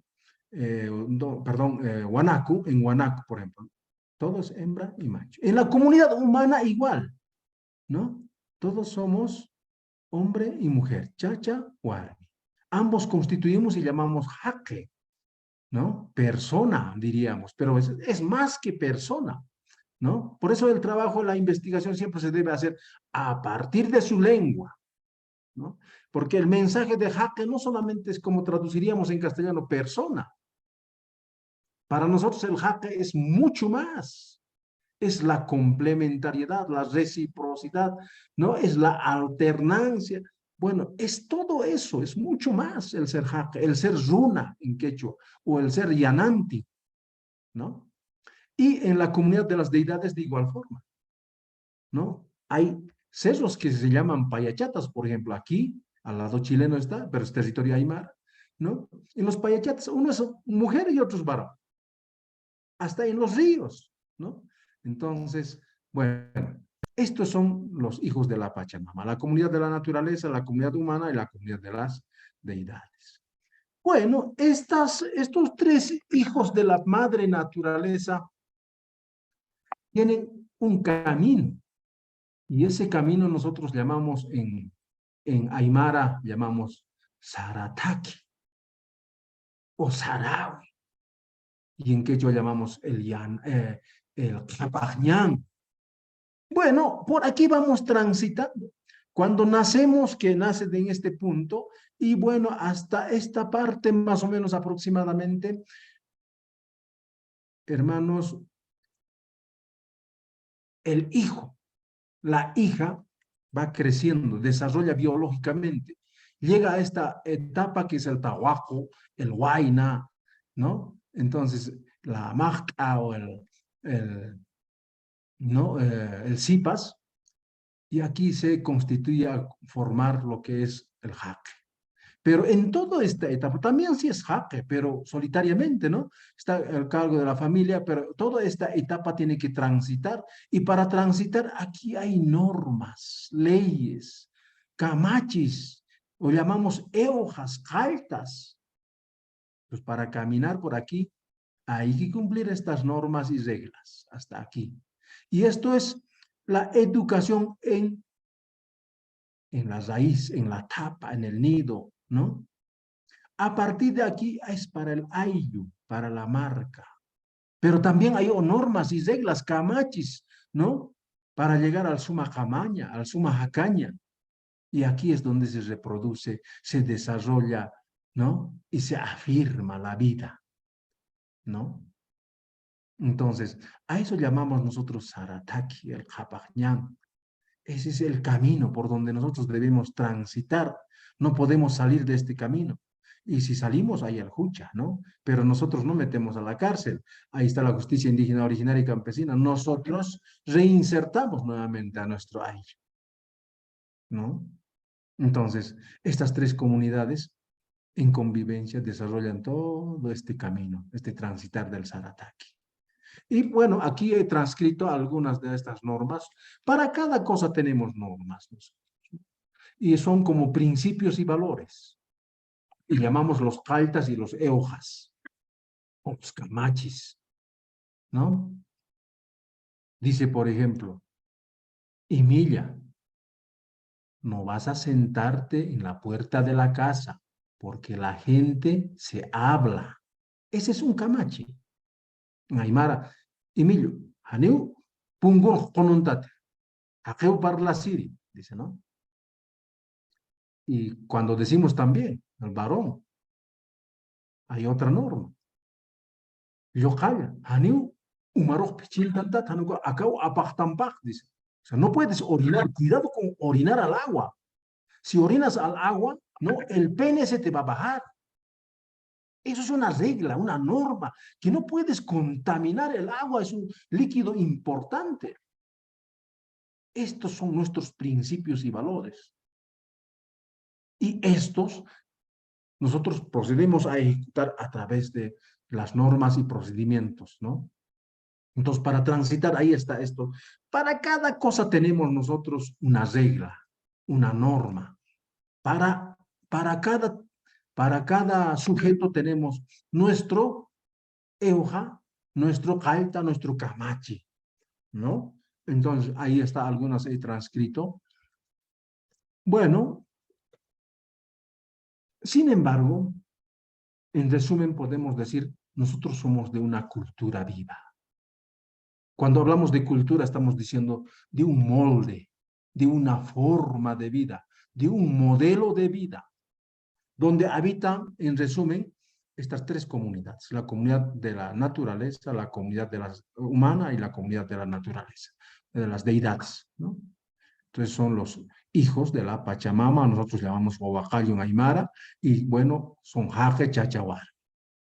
Ellos transitan por el Sarataki, ¿no? Guiados a través del Calta, del Euja, del Camachi, de los principios y valores. ¿Qué buscamos nosotros? Convivir, ¿no? ¿No? El Suma Jacaña, Suma Camaña, en armonía y equilibrio. Convivir en armonía y equilibrio entre estas tres comunidades, la comunidad humana, la comunidad de las deidades y la comunidad de la naturaleza. Pero no solo eso buscamos nosotros, sino buscamos más allí todavía. Y eso es justamente afirmar, desarrollar y reproducir la vida. No solamente de nosotros, de la comunidad humana, sino también de la comunidad de la naturaleza, ¿no? De las deidades. Reproducir la vida. Por eso nosotros nos llamamos, ¿no? Cultura de vida, sistema de vida, molde de vida. Eso es nuestro sur de nosotros, ¿no? De este pensamiento, de este horizonte, de este paradigma, es eso. Eso no quieren entender mucha gente, ¿no? Pero nosotros queremos expresarlo de esa forma. Sin embargo, les hemos dicho que nosotros, toda esta filosofía se va guiando por algo que es importante, ¿no? nosotros nos guiamos por este ordenador de la vida, que se llama Hachacana en Aymara. En quechua llamamos la chacana, lo que se conoce como la famosa Cruz del Sur. Y está ahí resumido toda la filosofía aymara, todo el pensamiento, todo el paradigma, el horizonte, ¿no? Del vivir bien, del sumajacaña, sumacamaña. Y parte de la paridad. Aquí está. Chacha, Warmi, varón y mujer. Eso es a nivel de cuerpo, porque expresamos complementariedad, alternancia, correspondencia, reciprocidad, ¿no? Y territorialmente también, ¿no? Esto es el Aransaya Urín Saya, territorio de macho, territorio de hembra. Y en el tiempo también expresamos época seca, época húmeda o lluviosa, ¿no? En cuerpo, en territorio, en espacio también, el Autipacha y el Hayu Pacha, ¿no? En temporalidad ya les hemos dicho también. Entonces, esa es nuestra filosofía. Todo parte de Paya, de dos, de la paridad, del chachawarmi, del orjo y cacho, ¿no? De eso parte, de la hembra y el macho, del hombre y la mujer, ¿no? Y este ordenador que es el Hachakana nos guía a nosotros. Entonces, para hacer ciencia, para hacer saberes y conocimientos, este es nuestro, si va el término mal dicho, ese es nuestro ordenador, nuestro instrumento, si quieren llamarle, para entender. Para nosotros es un ordenador de vida. Porque nosotros consideramos como sujeto de vida a los tres, no es objeto de estudio. Entonces, esa es la diferencia. Por lo tanto, este hachakana, esta chacana, ¿no? Pues nos lleva a un sistema de vida. Nosotros llamamos en Aymara Hakir Lika. Lika es sistema, ¿no? Entonces, este sistema vivo constituye pues por normas y procedimientos, por principios y valores, ¿no? Que son ético-morales y que nos lleva a afirmar, desarrollar y reproducir la vida. Y eso nosotros con este ordenador podemos ver desde una lógica, ¿no? Holística. Desde pequeñito para hacer un estudio pequeñito hasta mayor, ¿no? Eso es holístico. Es integral, todos hacemos. Aquí no hay ojo ajeno. Todos hacemos. Es comunitario también porque todos constituimos. Es tetraléctico porque trabajamos con este hachakana, con la chacana, y que están por dimensiones. La primera dimensión del querer, del saber, la dimensión del hacer y la dimensión del poder. ¿No? Por eso es un sistema. Es tetraléctico. Además es cuántico, porque nosotros somos pura energía. Es manejo de energía. Es una ciencia cuántica. ¿No? Es una ciencia cuántica de este sistema vivo. Y es cíclico además en el tiempo. Es cíclico. Y nosotros siempre vamos hacia el sur, ¿no? Y nuestro trabajo ahí está de nuestra ciencia. Como ustedes pueden ver, nuestra epistemología, ¿no? Nuestros saberes y conocimientos, nuestra ciencia está construida a partir de aquí, por este ordenador. Aquí está la chacana o hachakana, ¿no? Las 4 dimensiones, como ustedes pueden ver. Ahí está. Ese es nuestro ordenador de vida, porque nosotros consideramos a todos somos hermanos, entre la comunidad de la naturaleza, la comunidad humana y la comunidad de las deidades. Somos hermanos, somos seres vivientes. Ellos también sienten, ellos también tienen hambre, ellos también tienen sed. Por eso beben, por eso comen, igual que nosotros, ¿no? Entonces, nuestra filosofía, nuestro pensamiento ahí está considerada de esta forma y nos guiamos a través de este ordenador de la vida. Entonces, por lo tanto, nosotros decimos, si no sabemos lo que somos, ¿cómo podemos saber lo que seremos? Es una pregunta. Entonces, por lo tanto, hay que construir pues nuestra ciencia. Fausto Reinaga, entre ellos, ¿no? Y nuestros abuelos decían que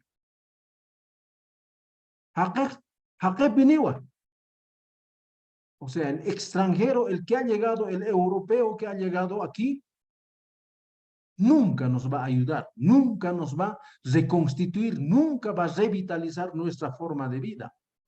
Sino la que tiene que hacer es el propio indio, el propio aymara. Él tiene que hacer, ¿no? Entonces, por lo tanto, hermanos, la descolonización la tiene que hacer el propio indio, el propio aymara, el propio quechua. Entonces, ¿quién va a visibilizar nuestra propia ciencia? Somos nosotros mismos, decía Fausto Reinaga, ¿no? Entonces, por lo tanto, hay que hacer ciencia los indios ahora, ¿no? Porque nunca nos han dicho que nuestra epistemología es así, ¿no? Siempre nos han confundido, ¿no? Entonces, por lo tanto, queremos de toda actividad, toda ciencia, ¿no? Toda actividad humana es a partir del cosmos. El cosmos es nuestro laboratorio. El cosmos es estadística. El cosmos es bioindicador. En otras palabras, el cosmos es papá. Entonces, como es papá, nos guía, ¿no? Entonces, a partir de ahí, hacemos ciencia. Y bueno, observando, podemos observar, por ejemplo, aquí, cómo el desarrollo de las plantas. ¿Cuándo nosotros tenemos que hacer el trasplante? ¿Luna llena? ¿Luna nueva? Porque, ojo, la savia, cuando es luna llena, sube. Y cuando es luna llena, baja. Ahí es justamente la germinación, ¿no? De las plantas. Bueno, es observando eso. Hasta en la humanidad y en la naturaleza, ¿no? Pregúntense y pregunten también a los médicos, a las enfermeras. ¿Cuándo se llena más el hospital? Cuando hay luna llena, luna nueva, se llena el hospital porque todas las mamás, justo esas fechas, dan a luz. ¿No ve? Tiene relación con la naturaleza. La fecundación de los animales. De igual forma, ¿no? ¿Cuándo se va a fecundar? En estas fechas, ¿no? Entonces, ahí está nuestra ciencia, ¿no? Ahí está nuestra ciencia. Entonces, aquí está, este es nuestro ordenador, ¿no? De nuestra vida, el Hachakana, por eso nosotros vemos hacia el sur. Por eso les decimos siempre, toda actividad humana o toda actividad de la comunidad humana, naturaleza y deidades es a partir del cosmos. Y vamos hacia el hemisferio sur, si vale el término, ¿no? Entonces, por lo tanto, aquí un poco queremos también explicarles cuando observamos el Hachakana, la Chacana, la Cruz del Sur. Tenemos aquí en el cosmos, y nuestros padres lo han hecho, lo han construido, aquí está. Las dimensiones, el Kotu, por ejemplo, ¿no? Es la dimensión del Munaña, la Orawa, que es la dimensión del Atiña, el Hachakana, que por ejemplo es la dimensión del Yatiña, y la Kana es la dimensión del Luraña. Entonces, de acuerdo a esto, se va también, ¿no? Constituyendo el ordenador de la vida. Y entonces, esto es justamente para, bueno, hacer ciencia, ¿no? Entonces, a partir de eso, podemos decirles que nosotros, tanto la observación del sol, de la luna, ¿no? Del viento, podemos constituir ciencia como se ha hecho, como han hecho nuestros abuelos, ¿no? Y uno de ellos también es esto también, como si ustedes pueden observar el viento, el frío. Y esa tecnología y esa ciencia es justamente para reproducir la vida. Nosotros los aymaras hacemos chuño, ¿no? Gracias a las temperaturas bajas, ¿no? A la deshidratación de la papa, a través de lo hídrico y a través de lo eólico, ¿no? Y muchos llaman el chuño blanco, lo que llaman, ¿no? Es la tunta, ¿no? Entonces, pero ahí interviene, ¿qué? El frío, las bajas temperaturas. Esa es una forma de hacer ciencia. Pero esta ciencia no contamina, pues, ¿no? Esta ciencia no malogra la vida, no distorsiona la vida. Esta ciencia es para vivir bien. Suma hakañataki, suma kamañataki. Para eso es nuestra ciencia, para reproducir vida. No es para dañar ni a la madre naturaleza ni al padre Pachacama. Nuestra ciencia es para la vida. Y entonces aquí podemos observar, por ejemplo, el manejo de los cultivos, ¿no? Ahí está el plan de manejo de aguas de lluvia, por ejemplo, ¿no? ¿Cómo debemos hacer el seguimiento, el diálogo para que exista lluvia? Eso es el chihuicayo, el arajpach carpa, ¿no? El yapucamani, ¿no? Y las zanjas de infiltración y todo ese manejo que podemos observar aquí, ¿no? Entonces es una actividad que, bueno, nosotros la manejamos. Sin embargo, cuando nosotros entablamos para hacer ciencia con la misma naturaleza, con las deidades, ellos también recíprocamente nos expresan. Podemos ver las aves, aquí ustedes pueden observar, ¿no? Si las aves han puesto en el ápice de la plantita o de la paja, de la leña, pues entonces será un año lluvioso. Si está a medio, significa que va a ser un año no tan reproductivo, medio, término medio, diría. Y si está en la parte basal, va a haber sequía. Entonces, a esto le llamamos nosotros bioindicadores para que puedan entender. El zorro igual, ¿no? En estos meses de agosto, septiembre, va a terminar de, llamamos el zorro, el zorrito, ¿no? Nos indica si va a ser un año bueno, un año malo o un año intermedio. ¿A través de qué? De la forma de llorar, de ladrar, en la época de reproducción, ¿no? Esta es la época de cúpula, por ejemplo, de cuando están copulando el zorrito, ¿no? Con la zorra. Entonces, por lo tanto, nos indica, estos bioindicadores, la piedra nos puede expresar. Estos bioindicadores no solo expresan, pues, el tiempo que va a pasar, sino también la forma de planificar, ¿no? Entonces, este es el diálogo con la Pachamama, con la madre naturaleza, ¿no? Con las deidades. Entonces, a través de esto nosotros, requisito indispensable para hacer ciencia es justamente el diálogo con las deidades y el diálogo con la naturaleza, porque la naturaleza también sabe hablar, te avisa, ¿no?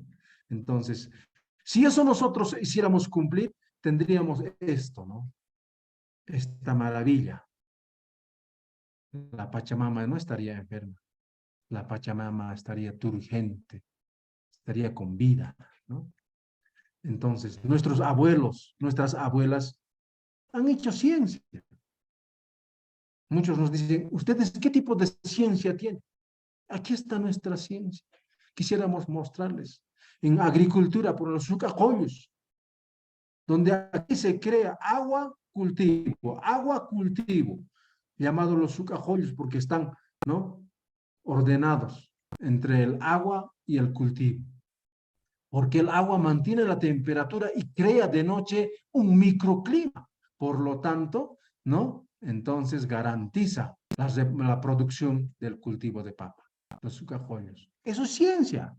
Eso es nuestra ciencia. En camélidos, ¿no? En vicuyas, en alpacas, en llamas y guanacos. En las dos últimas que no son silvestres, pues tenemos ¿cuántos ecotipos? Cualquier cantidad de ecotipos en llamas, aparte de caras y tampulles, tenemos cualquier cantidad de ecotipos, ¿no? En infraestructura, aquí podemos ver, esto de nuestros hermanos, los hermanos Uruchipaya, son viviendas termodinámicas. Por eso no llevan ventana, por ejemplo. Pero son viviendas termodinámicas, ¿no? De igual forma, los quechos, aquí tenemos las quillas o los sucajollos, ¿no? Las terrazas, la cosecha de suelos, de agua. Nuestra, en textil, ¿no? Es otra ciencia. Nuestros tejidos. Nuestros tejidos no dejan pasar los rayos ultravioleta que producen cáncer de piel, mientras la ropa sintética, sí, ¿no? Es otra ciencia. Por ejemplo, en cerámica, nuestros platos, ollas, todo ello, ¿cómo puede mantener el sabor original? Que el polietileno, ¿no? Esa ciencia moderna, ¿no? O los vasos o las botellas que son de plástico, que cambian el sabor, contamina, ¿no? Pero nuestra ciencia no. Incluso en canales de riego, en hidráulica. Miren, ¿cómo podemos nosotros garantizar todo ello? Esta fue ciencia antes de la llegada de los europeos. Entonces, nosotros no hemos sido más avanzados para esa época, ¿no? Súper avanzados, ¿no? Esa fue nuestra ciencia. Y esa ciencia fue guiado gracias a este hachacán, a la chacana, a este ordenador de vida. Gracias a ello. Por eso en esa primera dimensión nosotros siempre vamos a ver los principios y valores. La lengua, la territorialidad, la identidad cultural, la religión, en esta primera dimensión. En la segunda dimensión es la ciencia, la educación comunitaria, la tecnología. Y en la tercera dimensión del Luraña, del hacer, está pues el proceso de hacer, del proceso productivo comunitario en armonía con la naturaleza, de manera recíproca y redistribución comunitaria. Ahí hacemos, practicamos. Aquí se practica el saber. Ahí construimos el conocimiento. Ojo, el saber es la habilidad, es verdad, de cómo hacer. Y eso no se transmite de generación en generación, sino es a través de la práctica. Mientras que el conocimiento puedes transmitir de generación en generación. Pero para construir, para hacer ciencia, ambos tienen que ir, ¿no? Ambos tienen que ir. Y en esta dimensión del atiña o del camaña también llaman otros, bueno, aquí nos organizamos nosotros, ¿no? Es la estructura organizativa comunitaria en lo político, en lo administrativo, ¿no? También en educación llamamos evaluación. Pero nuestra evaluación no es crisis de nervios. Nuestra evaluación es fiesta. Porque hemos construido todo en forma comunitaria, en forma integral, en forma holística, en forma de energía cuántica, en forma tetraléctica. Por lo tanto, todos somos aquí lo que ganamos, hemos reproducido una vida. Por ello es una fiesta, no es crisis de nervios, no es asustarse, ¿no? Sino es alegría, donde hay comida, hay música, hay fiesta. ¿Qué hacemos cuando terminamos de construir la casa?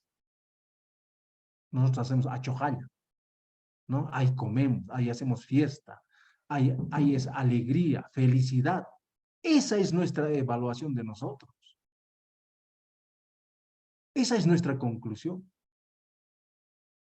No es crisis de nervios, como en el examen, por ejemplo, ¿no? en el modelo, en educación positivista, llamamos como en Vygotsky o el constructivismo, ¿no? Mañana es examen, los chicos ahí está amaneciéndose y, bueno, todo crisis de nervios y todo, ¿no? De nosotros no. Bueno, eso es el ordenador de nuestra vida para hacer ciencia. Sin embargo, cuando asumió un indio el poder aquí en Bolivia, y es el hermano Evo Morales Ayma, hermanos, nosotros hemos dicho, nuestra ciencia no puede perderse, nuestra forma de vida no puede perderse. Porque, ojo, las universidades autónomas aquí en Bolivia están al modelo eurocéntrico, al modelo que crea obreros para explotar, ¿no? Esas son las universidades autónomas. La universidad privada también, pero la privada es justamente para que los nietos, los tataranietos de los europeos, de las personas ajenas que han venido a invadir nuestro territorio, ¿no? Ellos sigan explotando. Si antes era la explotación por la fuerza, ahora no, la explotación es a través del conocimiento, ¿no? Entonces las universidades privadas eso persiguen, eso fortalecen para seguir dominando. Ese es su norte de ellos. Entonces ha faltado pues para el indio. Ahora, ¿quién va a reconstituir? ¿Quién va a revitalizar nuestra ciencia? Para eso se han creado 3 universidades indígenas. La Universidad Indígena Boliviana Aymara Tupac Katari, la Universidad Indígena Boliviana Quechua Casimir Huanca y la Universidad Indígena Guaraní Apiahuayquetupa. ¿No? Entonces, ellos están creados, ¿no? Justamente con esta filosofía. Su misión es justamente descolonizar, liberar al pueblo aymara, al pueblo quechua y a los pueblos, a las naciones de las tierras bajas. Y para ello, bueno, estas 3 universidades,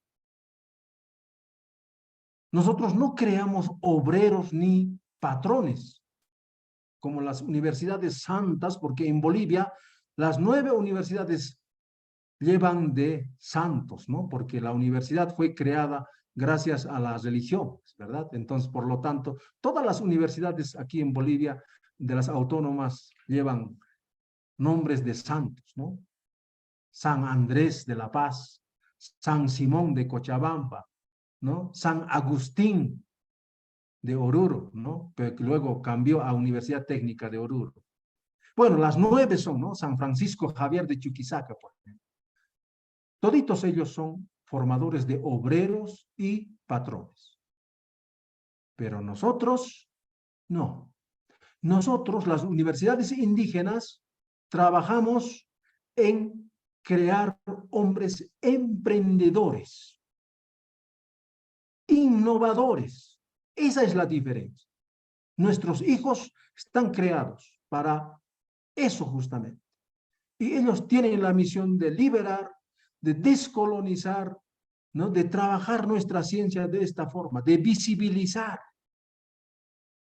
Y bueno, estas son las líneas de acción, digo, las líneas de investigación en metodología, por ejemplo. Por eso hemos puesto aquí la metodología del Hachacana, de la Chacana o la Cruz del Sur. Y sus líneas de investigación están de acuerdo a estas 4 dimensiones del Hachacana. Aquí está, ¿no? Nosotros tenemos un horizonte, un paradigma y un pensamiento del suma hacaña, suma amaña. Nuestro ordenador es el Hachacana y trabaja en las 4 dimensiones, en la dimensión del querer, del saber, del hacer y del poder. Y tenemos nuestras áreas también que son la lingüística en una primera dimensión, la identidad cultural, la educación en una segunda dimensión, en la tercera dimensión es la parte económica y en la última dimensión es el vivir bien. Pero no solo eso, tenemos líneas de investigación y está constituido justamente en las líneas de acción que está justamente aquí, ¿no? Donde les estamos mostrando en la pantalla. Leerlas todo eso sería mucho tiempo, ¿no? Y bueno, para ello el gobierno, el presidente indio que ha llegado, ha puesto un modelo educativo. Y ese es el modelo educativo del sociocomunitario productivo, ¿no? Es un modelo curricular que está constituido por objetivos holísticos, nos han puesto así, pero podían haber puesto sencillo, ¿no? Modelo del Hachajana, de la Chacana, ¿no? Siempre nos han dicho diferentes nombres, nos han puesto, ¿no? Nunca nos han puesto nuestro propio nombre. Ahí está el modelo curricular de la Chacana, del Hachajana, ellos ya han llamado holístico, ¿no? Tiene un enfoque curricular que, bueno, persigue por una educación liberadora, una educación descolonizadora, una educación integral, holístico, tetraléctico, cuántico, una educación comunitaria, una educación productiva. Que su estructura curricular es por saberes y conocimientos en esos campos. Tenemos en las áreas de los saberes y conocimientos y tienen los ejes articuladores del Hachajana. Y como elemento curricular tenemos un objetivo holístico, un objetivo de la Chacana, y que persigue por las 4 objetivos por dimensiones, en las 4 dimensiones, ¿no? Y tenemos un currículo de base, un currículo regionalizado, un currículo diversificado. Nosotros buscamos con este modelo de educación, ¿no?, nuestro sur, el Suma Jacaña y el Suma Camaña, para confirmar, desarrollar y reproducir la vida, ¿no?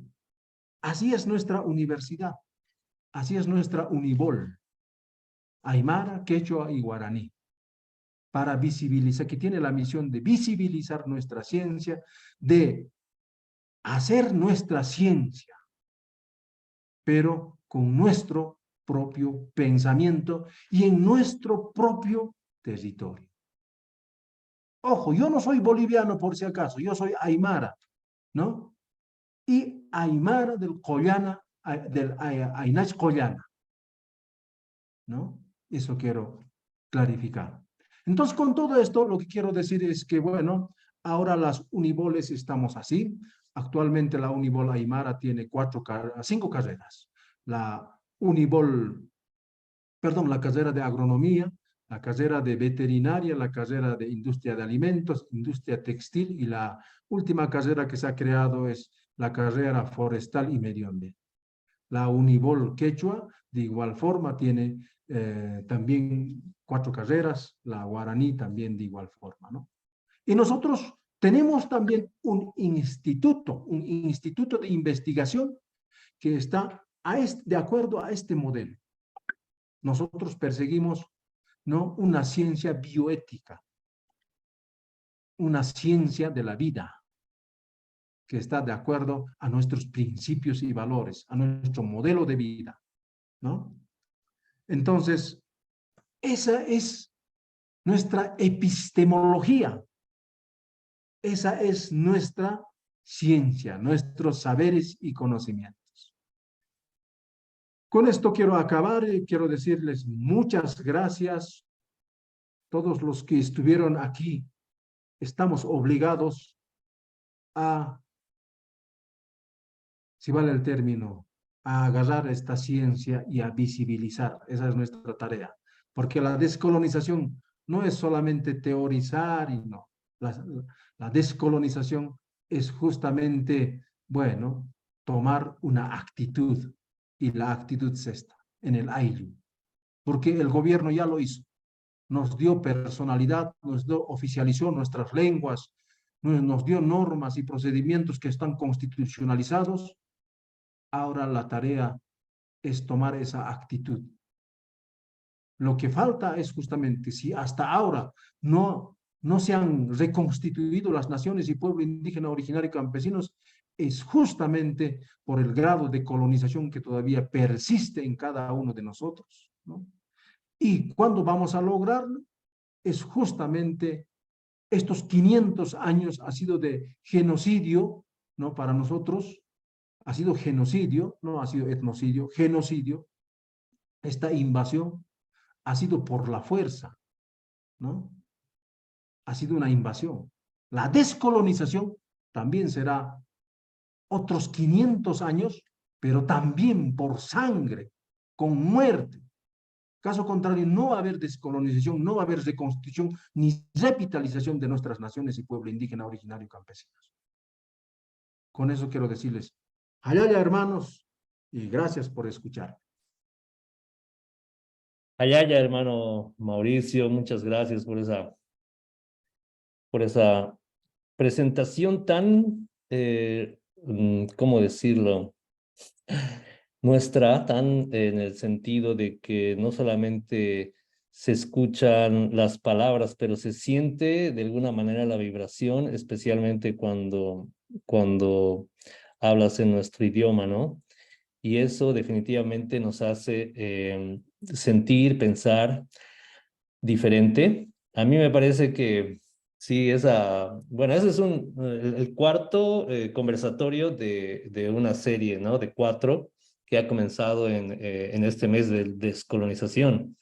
Entonces, esta parte, como tú has terminado, que es la descolonización es una actitud, creo que engloba y encierra un posicionamiento tanto político como espiritual, como entre comillas académico, pero específicamente en esta ciencia que estás planteando. Y de hecho hay una relación con lo que Ana María ha expuesto, en el sentido de que Ana María ha hecho una gran, digamos, descripción y una gran conceptualización de los términos como intercultural o aviala.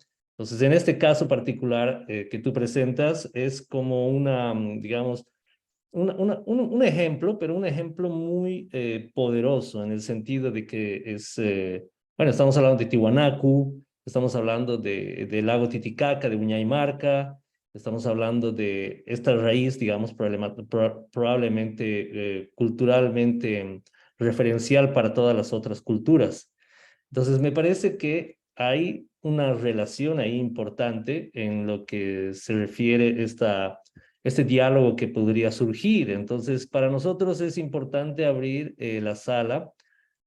En este momento, tal vez invitar a Lucía Taham para realizar alguna pregunta o comentario o aporte a a nuestra invitada, a nuestro invitado esta noche, ¿no? Lucía tiene la palabra. Buenas noches, muchas gracias. Está súper interesante todo. No tengo ninguna pregunta en este momento, pero he prestado atención y la verdad que muy interesante todo. Gracias. Bien. Ana María, ¿te gustaría de alguna manera ya tal vez, no sé, para hacer una relación entre ambas presentaciones, plantear algunas ideas que nos ayuden a concretar de alguna manera, conclusión, yendo ya hacia el final del evento, y después vamos a dar la palabra también a Mauricio. No sé si, Ana María, te gustaría plasmar algunas ideas que puedan relacionar a ambas presentaciones.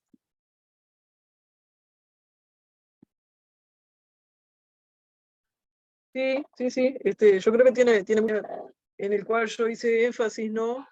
El tema de la interculturalidad, de la multiculturalidad. Yo creo que Mauricio lo plantea muy bien en ese modelo curricular de la chacana, ¿no? O sea, en esa circularidad de la vida y en esa complementariedad, en esa reciprocidad que nos plantea desde la cosmovisión aymara y quechua, ¿no?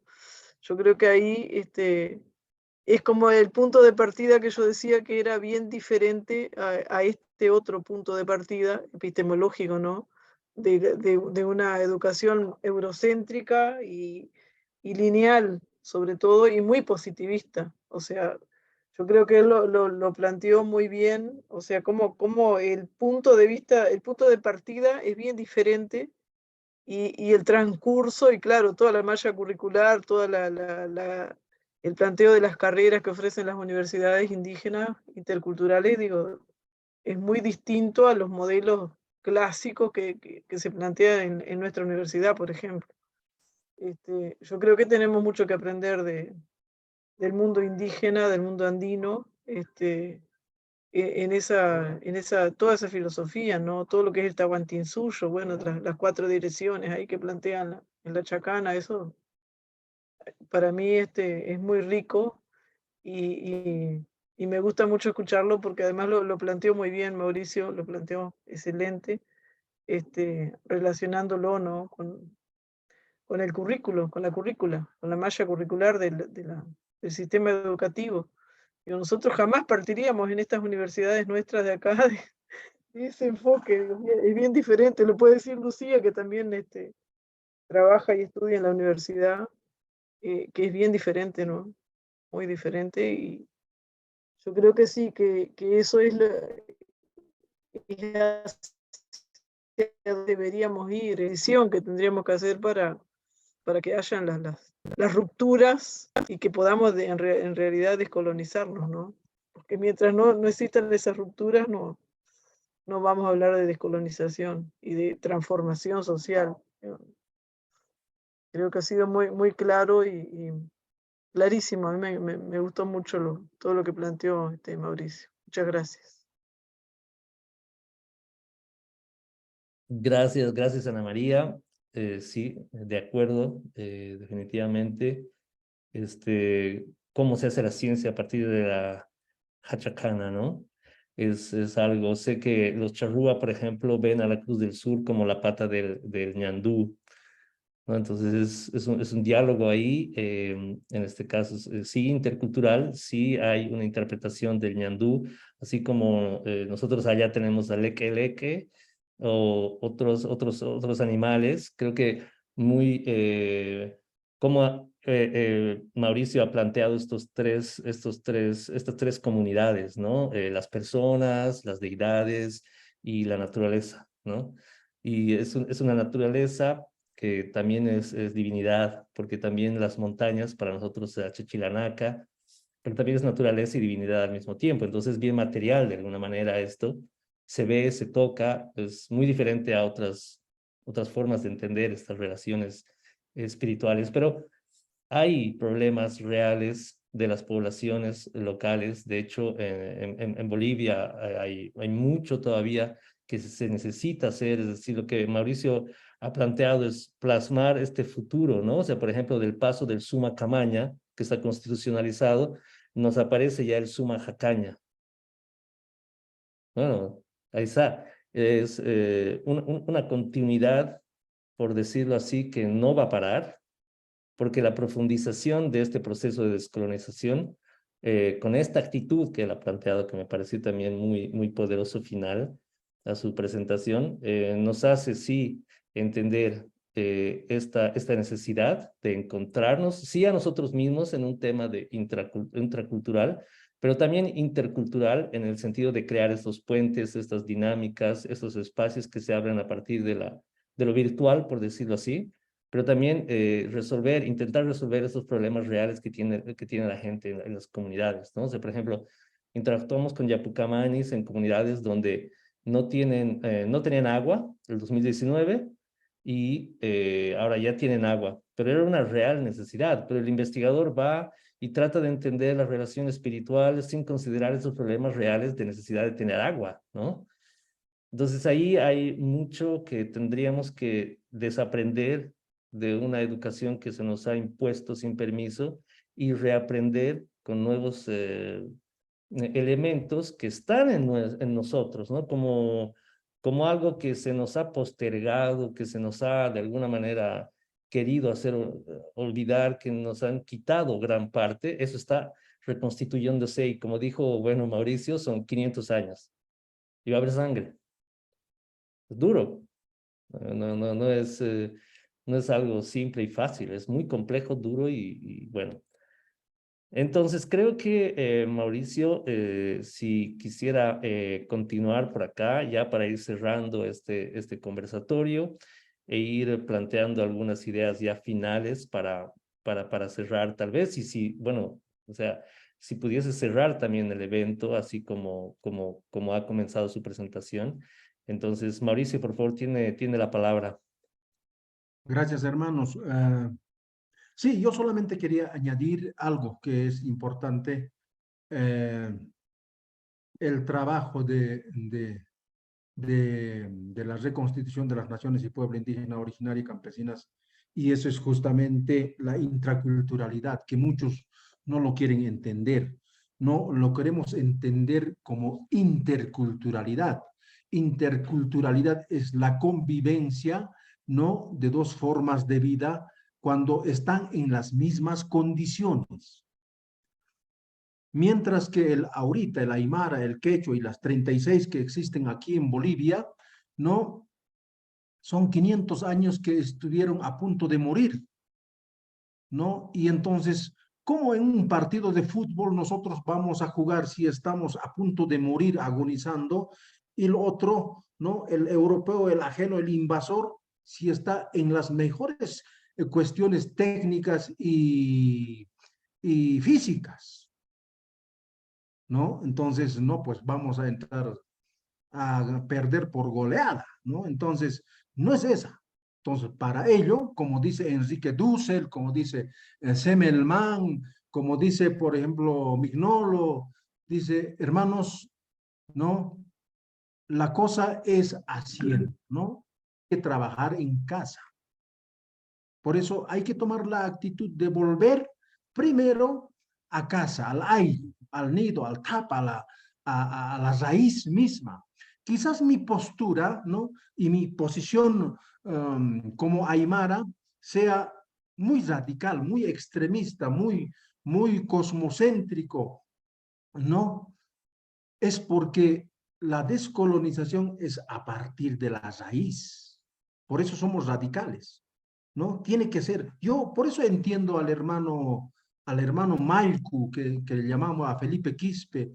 Por eso entiendo un poco la rabia, ¿no?, de Evo Morales, la rabia de David Choquehuanca, la rabia de nuestros grandes pensadores como Tupac Katari, Bartolina Sisa, Zárate Vilca, Crucisallave, de todos ellos. ¿Por qué fue? Entonces, hermanos, el trabajo es a partir de eso. Entonces, primero hay que trabajar. Tenemos que estar todos en las mismas condiciones. Luego viene la interculturalidad. Si vale el término, será a través del diálogo, de la convivencia, como queramos entenderlo. Pero sin antes, primero hay que descolonizar, hay que revitalizar, reconstituir nuestra lengua, nuestra identidad cultural, nuestro modelo, molde de vida.